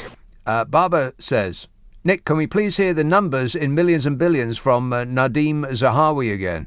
Yeah, do you have the numbers there, Zaphod? If you do the numbers, so just really a couple of things. One, 500 and about 100 million, and of course, an additional 5.4 billion pounds. Now, you've got to remember, 5 million already, and a number of almost 10,000, including 86%, 5 million, and of course over 50%. And what I'm saying is, an additional 162 million, and that comes, by the way, on top of the 500 million. Now, 36 billion, of which 5.4 billion, and probably one of the biggest of 500,000 of over 16,000, massive, 500,000, and 11, 1.7 billion, and then a 1.4 billion, 250,000,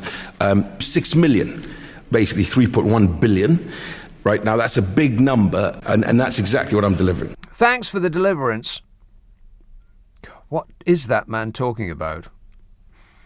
Just fills the air with noise. Michelle says, "Hi Nick, please do not be so unfair to January. I always look forward to it as my birthday is on the 3rd. Same as Greta. The 3rd of January. Cull Ross, Charlie. Hello, Nick. How you doing? Yeah, good. I was just laughing there. Sorry. So we're hearing obviously quite a lot about the Tories this week and Boris and how bad they are. But of course, up here in Scotland, we haven't voted the Tories since 1955. I think it was the last time we voted the Tories in mass. So it's not your fault. Yeah, not your fault. Your fault. No. So we're kind of sitting here waiting for England to kind of catch up a bit. Right. And it's quite far away. It seems still. Yeah, you're sitting there with a smug look on your face and your arms folded, going, "You sort this out yourselves." Well, we can certainly see the polls for independence going to be a bit higher. Yep. Certainly, if we were to be doing any polls. That's right. Yeah.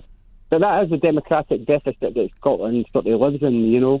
I kind of noticed it myself, born in the 70s, grew up in the 80s, in a kind of mining area in Scotland. And, so I kind of recognised that way back then that Scotland was kind of in a democratic deficit sort of thing, you know.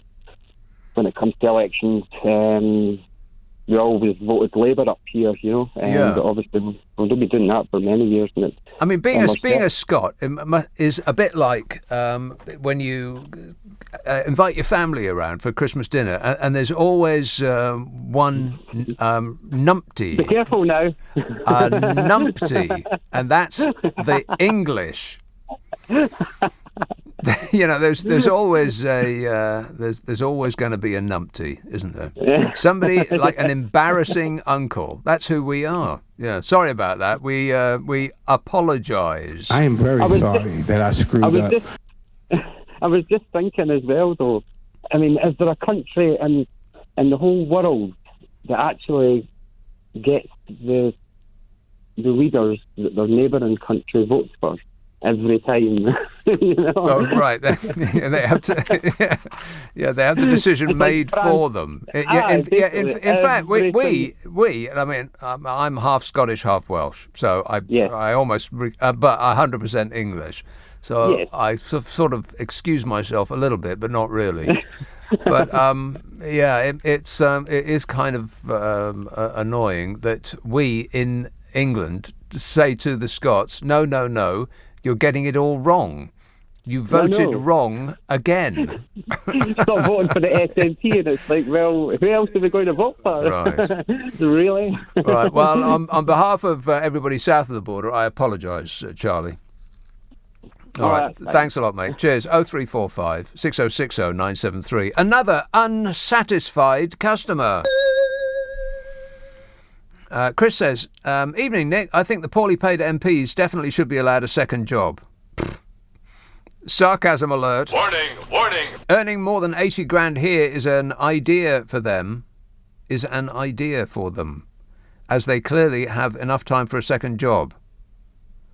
They could volunteer, say, at a food bank or something. Oh, no, wait a minute. That means seeing the reality for the many, says Chris. Some of that makes sense. Do you want to rewrite that? No. Or just stick with that one then? Just stick with that version. This says, odd folk traditions like chasing a cheese down a steep hill. Yes. We can start a new one at Christmas. Catch a live French turkey. If we had to actually kill the animals that we eat, everybody would be a vegetarian. You know that, don't you? You have to actually go through the process of executing an animal. We wouldn't do it. I know I wouldn't. Jeremy, I don't even want to execute a fish. In fact, I'd go further. I don't want fish to look like they were ever a fish. If it's on my plate, I want it to be square and in breadcrumbs. Jeremy, just as nature intended. Jeremy emails, I had a weird dream last night where I was picked up in the morning by our new salesman to go to a client meeting, and it turned out to be Donald Trump in a big limo. I woke up soaked in sweat. Was it from exercise? Exercising is fun and it's nice. Yeah, what do you know? He says, while on Donald Trump, don't you think that the story that Trump tells us his rallies about the snake fits Bodger like a glove? Yeah, you knew I was a snake before you let me in. I used to have that on one of these buttons, but I haven't got it now. I haven't played any Donald Trump stuff, not really, not in a big long while. What do you think about that, Kanye? Whoop-dee-dee scoop poop. Exactly. Let's have a call in Guildford. Peter. Hello, Nick. Peter. Yeah, you were talking about MPs having a lower salary.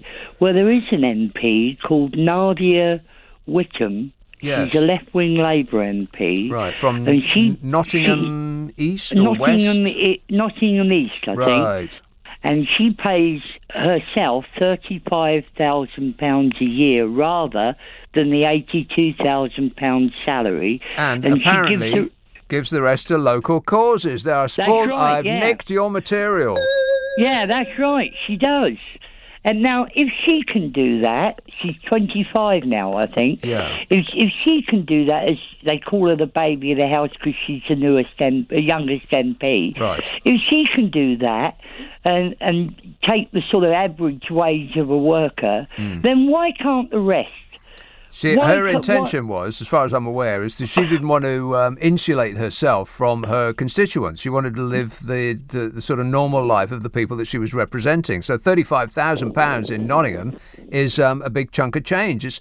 I don't know. I'm not going to do any homework, but my guess is it's about double what the average is around those parts. Yeah, that's right. But the thing is, she's showing that she's not just in it for the money, and the fact that she does give it to charities and so, even a food bank, I understand.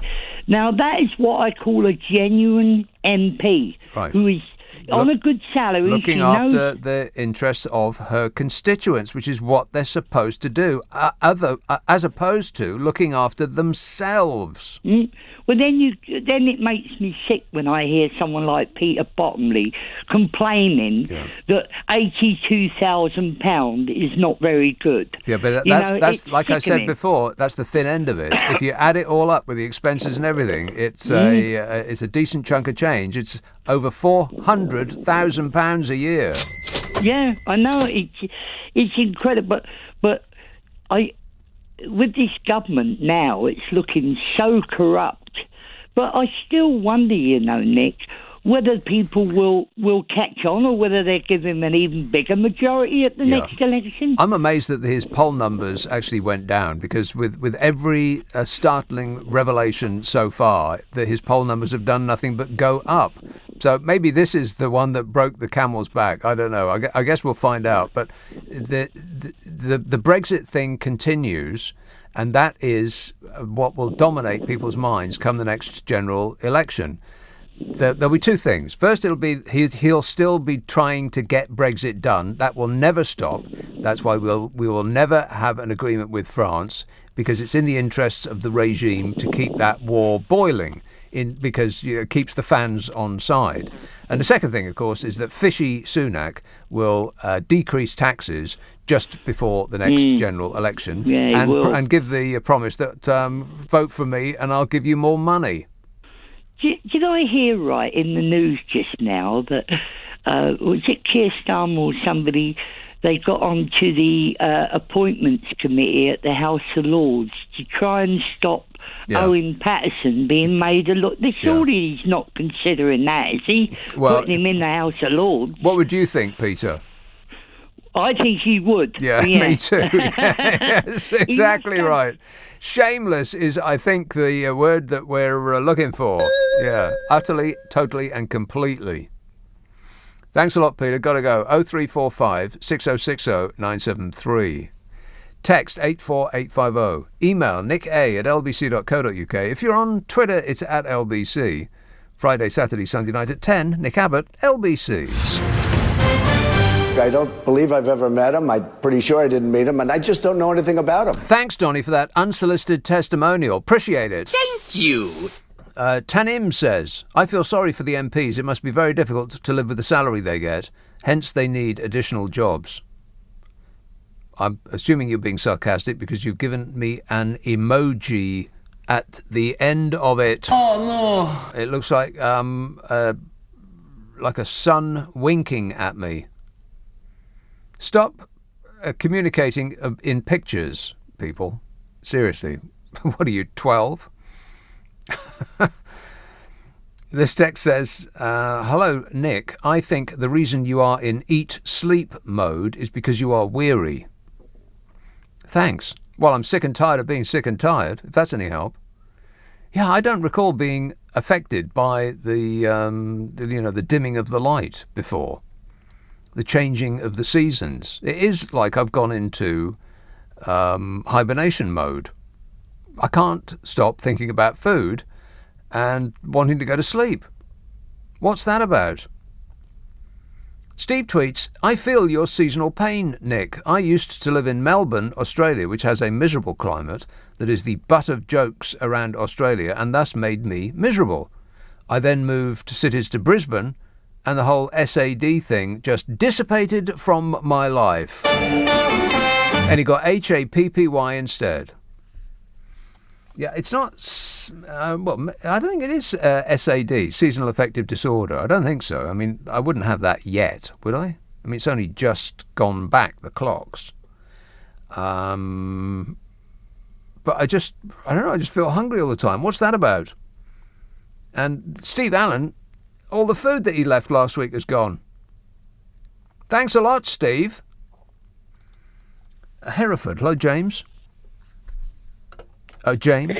Yes, James. Hello, Nick. Just when you thought it couldn't get any worse, it does. Uh-oh. It is sad.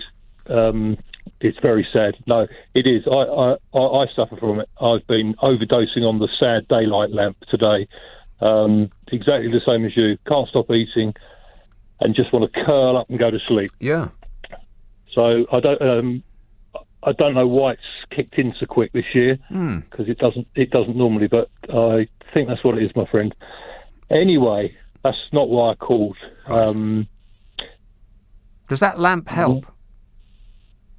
It does, but you have to persevere with it, and you have to sort of, sit about no more than 4.5, 5 feet maximum away. Yeah, it does help me. It does. You use it every day. So you just sit there and stare into it? Yeah, that's all it is. And I had it for years, and a friend of mine put me onto it, and I thought, I can't see this working, but they said stick with it for a week and see how you go. And so I've got one and a spare bulb. Well, just in case. Yeah, well, the last thing you want in the middle of December is the bulb to go, and then find out that you can't get one because they come from China. Right. But give it a go. The lamps are about 30 quid for a good one, and 30 pounds. What? 30 big ones. Yeah. But no, the reason I called was, you think it's got as bad as it can. Can it get any worse? I reckon it can, because I was thinking during the course of your programme, which I've been laughing more than usual tonight, and that's meant in a good way. I think it's the OD with the sad lamp. But the British electorate are to the political class the gift that keeps on giving. Yes. Because, when was the expenses scandal? 2016? And, I've been sitting here thinking of the £300,000 refurbishment of a duck house in the middle of a pond, the complete redecoration of a house that the person no longer owned and hadn't done for some time. Yeah. Heating of the horses' stables, that sort of thing. That's right. Why are we so surprised about this, this latest thing? Because, the expenses scandal, it peeled the skin off something that had been going on. It was historic corruption that had been James, going on. But remember back what happened. What happened during the expenses and after the expenses scandal? Did anybody go to jail? No. Did they get? No, actually, they did, didn't they? There was it 4 or 6 people went for, but I mean, they went to open prisons and they had a cushy time, and they were very good. They taught people to read and write, and they were out within sort of 6 months to a year maximum. I don't recall, but what I do recall was that it ended up with them earning more money. They said essentially the same thing that they're saying now. Well, I mean, how can we possibly not steal money or take money from vested interests on this kind of salary? And so they got more money. They got a pay rise. Yeah, I mean, their cop out is always, well, we're not in control of our pay. Yeah, well, sure. Whoever is in control of their pay needs to be shaken until they, it is just, it beggars belief that we still keep voting these people in. We've got such short memories. It was such a cute thing for them to do. They say, well, we won't set our own pay anymore. We'll leave it to an independent body. And that independent body gave them a bigger pay rise than they could possibly have thought they could have got away with if they had awarded it to themselves. That's right. That's absolutely right. But what's concerning me, Nick, is who's going to replace the blonde-haired one, because there's a few muppetorial candidates waiting to fill his shoes. Yeah. And do you think that's going to happen before 2024, or do you think they're going to keep him? Or I can't see them ditching him, before the final furlong. And I just wonder if there was to be, a contest brewing now, who would fill his shoes before 2024. Because, well, the thing is, the people that he's surrounded himself with aren't exactly a cabinet of stellar talents, are they? So if it's somebody from his coterie, then, well, 2 things. They won't be very good, and they will be more of the same. I mean, it'll just be a continuation of what we've got now, with a nod and a wink, and they'll pretend that it's a new broom, and all of the problems that we've been highlighting have been solved, but it'll just be the same old story. There won't be any change. So we can only hope that it's somebody from outside who would actually be... let's get John Major back. I mean, let's get Gordon... Well, Go on. I heard someone say the other day, if you want to replace Johnson, it's got to be someone with the same, who sort of speaks fairly posh and stupid. And they, Please and don't they say said, it. Don't say it. Don't say it. Don't say it. Don't ask me. I don't know anything. You're better informed than I am. I don't know anything. Not him. Yeah, exactly. It was him, and I mean that. If that happens, it will just be incredible, because one comedy music hall act to the next. No. Yeah. But I mean, Gove, but they. I mean, he stood. He tried to stab Johnson in the back, didn't he? But, and furthermore. No. No, there isn't anybody. There really isn't. Not from his coterie. I can't think of a single person who you could reasonably put your faith in. I mean, people said that Theresa May. I mean, I've never voted Conservative in my life, but I did have a modicum of sympathy for Theresa May when she was in that position, because yes. I mean, I think her own kind treated her appallingly, and I think that she's a decent woman. I think she's a decent, sort of human being, and sort of morally up. Compared to, by comparison, exactly. Yeah, how this Muppet has got away with this, one-trick pony act for the length of time that he has is just beyond belief. You can fool some of the people all of the time, and he's doing that to just enough to keep him where he is. Yeah, absolutely. All right. Thanks a lot, James. Cheer up, mate. It might never Oh, no. That's right. It already has. John tweets, Nick, the only thing that will sort out the problems in our parliament is to get PR, proportional representation, as a voting system. then it is very unlikely that any one party would ever get an overall majority, meaning parties would have to learn to work together in a rainbow coalition. I couldn't agree more. I've read out the list many times on this show of all of our countries, countries that you've heard of, that you could actually pinpoint on a map unaided, that are run by coalitions. And the surprising thing about them is that their citizens are, by and large, happier than ours. Makes them happier. Because more of the people will have their needs attended to. Rather than this winner-takes-all kind of the system that we got here, which is more sort of American, really. In every way, we seem to be moving towards an American winner-takes-all sort of system than a European, more collegiate system. And it only benefits those who have already made it. Claire texts, Nick, you're having sweaty dreams about Boris Johnson. It's not a pleasant thought. Thanks for that, says Claire. Yeah, maybe I should clear that up, Claire. Not what you think. Certainly not the way you've written it, anyway. Yeah, Boris Bodger burst into my dream last night. Yeah. Wait a minute. And it was really quite alarming. I did wake up in a bit of a sweat. Because I was just... I cannot remember really what the nature of the dream was, but I think I was looking for my car or something like that, and I was going through all sorts of different buildings, some of which I recognised, and others that I didn't. My brain was just making up.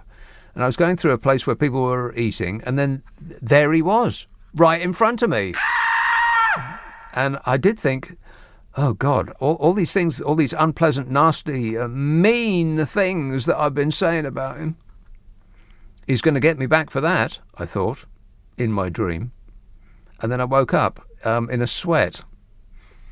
Thanks a lot, Bodger. You've ruined my dreams. 0345 6060 973. Text 84850. Email nicka@lbc.co.uk. And if you're on Twitter, it's at LBC, Friday, Saturday, Sunday night at 10. Nick Abbott, LBC, it's 12:30, the news headlines with Zora Solomon. Shut up. I can't. 0345 6060 973. Let's have a call in Sevenoaks. Mark.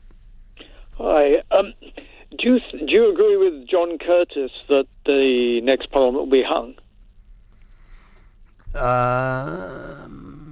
No, I think the Tories will squeeze a win because Fishy Sunak will say, we'll reduce our taxes just before the next general election. That's, I think, why he's made this surprise move of raising taxes and why Tories are going, poor! And it's very unconservative for him to raise taxes. That's why he's doing it, so he can lower taxes just before the next general election, give us all a big bribe, and people will say, oh, all right then. Yes, my hope is that the effect of Cheshire and Amersham will spread. It seems that the leadership of the centre-left parties isn't going to come to any kind of deal, but that doesn't mean to say that there can't effectively be one, because I think the activists are more open to that. Yeah, but what difference does it make whether the activists are open to it? It's the leaders of the respective parties that have to do a deal. Not really, because although an activist can't campaign for another party, they don't have to campaign in their own constituency. And so if local deals can be done, then you could get a situation where, for example, the centre-left candidate who has the best chance of unseating the Tory or staying in gets a lot of support not only from their own constituency but from other constituencies. Yeah, too complicated. They're going to have to make it really easy for us, say this is who you have to vote for if you want to have a change of regime. Well, it would be like that. That's what happened in Cheshire and Amersham, because although other candidates stood, the only candidate from the centre or left who had any campaign behind them was the Lib Dem. And people understood that, and the votes for the other candidates collapsed. Yeah, well, I have absolutely no faith in any of the above being rolled out on a sort of national scale, because it's too complicated. There's too many names for people to keep in their heads. You want to make it really simple for them, and that would mean that the leaders of the respective parties, i.e. the Labour Party and whoever, are going to have to say, well, let's go for a coalition. It would be beneficial to the majority of the people in this country who have, since the Second World War, almost always voted against Labour. More people have the Tories. More people have voted against the Tories than for them practically every election since the Second World War. And yet, since the Second World War, 2/3 of the time, they have had their votes ignored by our democratic system. Well, that's true. But there is something that I think may help in terms of giving the activists a bit of a fillip, and that is the way in which the Labour Party leadership has rejected proportional representation, despite the fact that 80% of the activists wanted it. Yeah, idiots. And they're just obsessed with losing. They're just addicted to losing, the left. Well, what I'm hoping is that that will encourage the activists to get their act together and do the sort of thing I'm talking about, simply out of sheer fury at the leadership. Yeah, it's just too annoying. If just the Labour and the Greenies decided to get together, they would crush the Conservative Party, and they would be the next Rainbow Coalition leading this country. Well, I don't think there's any doubt about that. I mean, they would probably need SNP votes and Liberal votes. They wouldn't. Not really. I bet they wouldn't. I mean, the Greenies are on 10% at the moment. I mean, they have shot up. They've doubled their the number of people who intend to vote for them in just a couple of short years. It's really remarkable. It's one of the sort of political stories that nobody's mentioning. The Greenies are on fire. Maybe, but that's not going to work in Scotland. They're not going to unseat the SNP in Scotland because of local. But they don't have to. No, I'm not saying they do. I mean, the point is to avoid the Conservatives having a majority of seats, and the SNP seats are not Conservative already, so that's good. Yeah. Yeah, sure. So we're in agreement, I think. You seem to have talked yourself into the ground there, Mark. But anyway, good effort. Better luck next time, I think. We won't disagree. 0345 6060 973. This says, thanks, Nick. I'm always hearing about how my generation have it so easy. My granddad had an average job and bought a house and raised 6 children on his wage alone. That other bloke can shove off.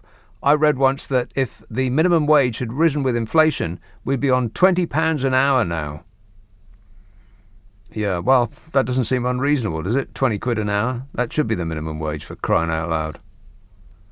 But it isn't, because the vast majority of the gains made since the 1960s have gone to the 1% at the very, very top. CEOs' remuneration used to be, now this is off the top of the head, but it's more or less 40 times the average salary of the average person in their company. 40 times, which is quite a lot. That used to be the case in, I think, the 1960s. Now it's something like 400 times the amount of the average salary of the average person in their corporation. So pretty much all of the gains, all of the profits, the amount earned by the people has gone not to the 99% of those who actually made the money. It's gone to the 1% in what they call the C-suites, the chief executives of this and that and the other. That's where it's all gone. But yeah, that is completely correct. People used to have one job per family, and they used to have a house bought. That's because houses used to cost $5,000. And it's gone stratospheric, partly because we don't own anything anymore. We sold it off to the Malay. It's not people from Eastern Europe that we should be concerned about coming over here and taking our jobs, because they didn't come over here and take our jobs. They obviously, from what we've got in the news every day, not being able to fill the jobs, food rotting in the fields, that sort of thing. They didn't come and take our jobs. They came and did the jobs that we didn't want to do, still don't want to do. They've doubled the wage and we still don't want to do it. We should actually be more concerned about the international criminal super rich coming and washing their money here, which has just made the price of everything go through the roof. Particularly property. A doctor used to be able to afford to buy a house in Chelsea, for instance. Just a doctor, a GP. That's who used to live in Chelsea. GPs used to have a bijou little place in Chelsea. The wife would be at home, and I'm going to put it like that because that's how it used to be. It used to be the work was delineated like that, and the kids, they would go to a private school. One doctor used to be able to live like that. Not no more. You'd have to be a hedge funder or a banker to live like that now. All the doctors moved out to Wandsworth, and the people that used to live in Wandsworth had to move out to Streatham, and the people who used to live in Streatham had to move out to Croydon. So things have changed dramatically, and this idea that the kids today have, they've got it so easy, God, it's just such nonsense. But every generation thinks ill of the generation beneath them because, their knees work, and there's some small chance that they might actually get to have sex again. So, very disappointing to the old people. I don't like this and I don't like that, and moan. Stop whining. 0345 6060 973. Let's have a call in Wapping. Why not? Paul. Oh, good evening. Yeah, I mean, if any of these people out there have called you in tonight about, the political scene, think this is democracy, well, they're deluded. They're either blind or deluded, because it's been like that for years. It don't matter who you put in. It's like if you chuck Boris Johnson out now. I know he's useless. If you chuck Boris Johnson out now and put somebody else in, it'd be bad, just or worse. Yeah, be the and then if you put the other geezer in, yeah. If you put the other geezer in, the socialist sir, who's took the knighthood, and he's a Marxist. Well, not really. Which he should give the honour back, because he, how are you a left winger or a Marxist and taking a knighthood? Right, I don't think that's another big scam. I don't think he's a Marxist, but I'm sure he's a socialist. Well, socialist Marxism, Trotskyism was all the bloody same. I'm not even sure that that's true, and I don't think he's a socialist either. It is, because they're no better. I mean, when you've got this lot who are all rich boys taking all the pie, and the other lot are threatening to throw acid in people's faces and calling people scum. So, okay. It's an interesting thought. Wow, it's an education, this show, every now and again, ain't it? No. Not really. Huh. Yeah, I'm not sure I agree with anything that bloke just said, but at least he said it vociferously and really, really loudly. It's like politics P101, ain't it? Not really. I know. Let's get Gavin Williamson back. Come on, we're running late. This text says, why are fireworks not mentioned at COP26? Millions went up in smoke and they create massive amounts of pollution and they scare my poor greyhound. Greyhounds always look like they're scared anyway, don't they? They just look permanently scared to me. Too thin. They should eat something. Speaking of which, Alex says, if you're hungry all the time, do you think that you could be suffering with a tapeworm? And Susie on that subject says, are you sure you're not pregnant with the sleeping and the eating? Pregnant? Tapeworm? How about just hungry? Yeah, I don't know whether I've mentioned this before. Stop whining. But I'm just continuously ravenously hungry lately. Ever since the evenings got dark, and specifically since the clocks went back. Since the clocks went back, I've been starving. Lorraine says, I get a SAD, seasonal affective disorder, SAD, every winter from September onwards, and I'm dispirited till mid-spring. Yeah, sad during the winter, dispirited in the spring. And HAPPY in summer. God, it can't come around quickly enough. Let's hope it's a good one. This text says, Boris Johnson's dream. I had a dream last night and a random hedgehog turned up. I spent the next... Oh, this sounds like a joke coming. Is this a joke? I'll just scan ahead. Right, no, okay, it's just a dream. I had a dream last night and a random hedgehog turned up. I spent the next bit of the dream getting it safe. It was raining. I took an umbrella. Then something about dancing with feathers. Yeah, that makes about as much sense as anything else that's happened this year. Yeah, why not? Sure. How many? I'll just check ahead. See. Oh no! Wow! Look at that. I am well ahead of schedule. I'm a good boy. I am. Correct. Almost done all of them. That surprises me because normally there's hundreds that I don't get around to doing. I'm very good at my job. A little bit. This says Gavin Williamson and Chris Grayling could thrive under Sir Keir's leadership. Well, one of them is very patriotic. Don't forget about that. I just reckon we've got the very best people in this country. Much better than the French have, much better than the Belgians have, much better than the Americans have. That doesn't surprise me at all because we're a much better country than every single one of them. Can you believe that we are managing to get along without that bloke?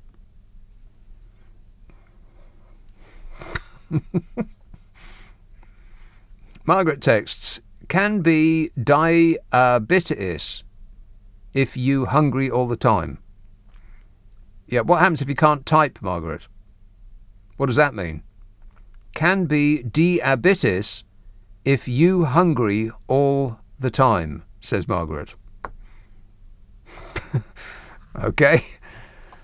Terry tweets, perhaps we'll see a new party / coalition, Green Labour. I hope so. Well, according to the latest stats, the Tories are on about 40, right? Labour are on something like 35. I mean, they might have ticked up a little bit lately because Keir Starmer seems to have been revivified, shocked back into life. And he said something mean to Bodger, which seems very unlike him. It's almost as though he wants to win the next general election. So let's put him on 35. Now, the Greenies are on 10. If the Labour Party could just get its act together and join up with the Greenies, then we would have a Labour-Green coalition at the next general election. And the Tory parties would be cast out forever. Because I don't think that there's been a single general election. There may have been one. I'm prepared to be corrected.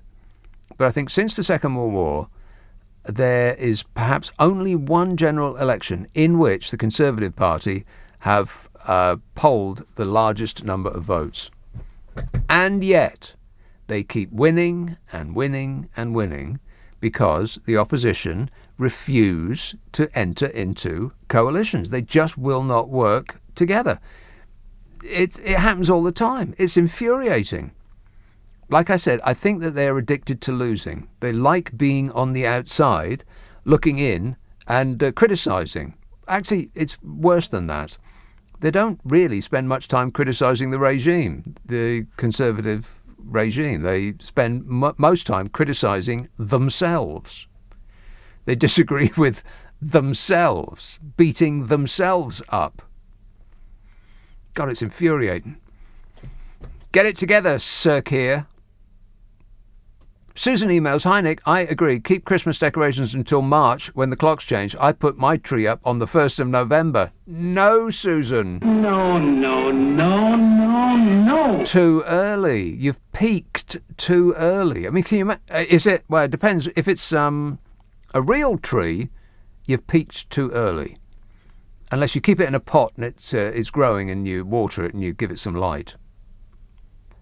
But if it's a cut tree, then what's it going to look like in March? I mean, it's going to be this sad, saggy thing. It'll be drooping. All of its branches will be on the floor. Its needles dropped off. That'll be in a right state. That will look SAD. You don't want a sad tree. You want a happy tree. You know, one year I did think of doing it really early and then swapping the tree like about halfway through, because it'll only last. I mean, it only looks good for about a month, doesn't it? And then it just sort of goes brown and all the needles fall off and it becomes a nightmare. But I thought, how about putting it up at the end of November and then sort of at the end of December swapping it for another one? You know, a fresh tree. Is that crazy? A little bit. Sue emails, you mentioned Donald Trump earlier, and it reminded me that I watched an old episode on YouTube of an American TV show. I think it was Seth Meyers, the one where Trump makes a speech to the UN and the German delegates are laughing at him. Laughing at him! It's still hard to believe that he ever got elected, but also this is one of the funniest things I've watched in a long time. Pure comedy. Well, I don't know which one you're referring to there, Sue. Was it the one where he was explaining what a smart person he is? Trust me, I'm like a smart person. Well, it makes me laugh. You know, he's going to be the next leader of the free world, don't you? Oh, no. I think that's in our future. I can't stand it. Him and our blonde bombshell leading us into hell together, hand in hand. I think the human race has jumped the shark. There seems to be something wrong with this species. Perhaps we've just outlived our usefulness. Something else should come along and take our place. I mean, it could be anything. Like a race of asses would be better. Oh no, that's what we have now. Fran says, just imagine how much arguing would go on if the Labour Party and the Green Party joined forces. Well, there shouldn't be any argument. I mean, they're on more or less the same side, aren't they? I mean, the Green Party want to save the planet. Who doesn't want to save the planet? We're in pretty much universal agreement that it really is awful and something should be done. So that's a start, isn't it? I mean, I'm sure the Greenies are interested in improving the lot of the working person. Why wouldn't they be? I think it's a match made in, if not exactly heaven, then it's, I don't know, what's adjacent to heaven? What's adjacent to heaven? The Lake District. There you are. Alice says, Dear Nick, regarding SAD, now that lots of firms sell bright lights, I find rather than sitting under one, more convenient is to have several different types around the house. For example, over the bedhead, early AM, but perhaps not for your schedule. A table lamp, an office-type lamp, a standard lamp by the sofa. I hope that helps, says Alice. Yeah, I don't think I've got to seasonal affective disorder, because I think that's a much more serious condition. I'm just hungry all the time. Just that. If Steve Allen had only done the decent thing and left more snacks around the place, then I wouldn't be complaining. No, not exactly complaining, more whinging and whining and moaning. Yeah, it's more like that. Hey, don't forget that we put these shows, the Friday and Saturday night shows, up on the internet. We squirt them up the internet, and we take the news and the ads out. It means it takes less time to listen to. You'll use less electricity, and you won't have to sell one of your children to pay your fuel bill. You're welcome. Sing you. Ask for it by name on an internet near you. It's called Nick Abbott, The Whole Show, or just do an internet search on my name, Nick Abbott, and podcasts, and all three that I do will become immediately apparent as though by magic. If you stick around, Ian Payne is here from 4 o'clock, but right now it's Clyde Bull. Right now it's Clyde Bull. Right now it's Clyde Bull. Right now it's Clyde Bull. Right now it's Clyde Bull. Right now it's Clyde Bull. Right now it's Clyde Bull. Right now it's Clyde Bull. Right now it's Clyde Bull. Right now it's Clyde Bull. Right now it's Clyde Bull. Right now it's Clyde Bull. Right now it's Clyde Bull. Right now it's Clyde Bull.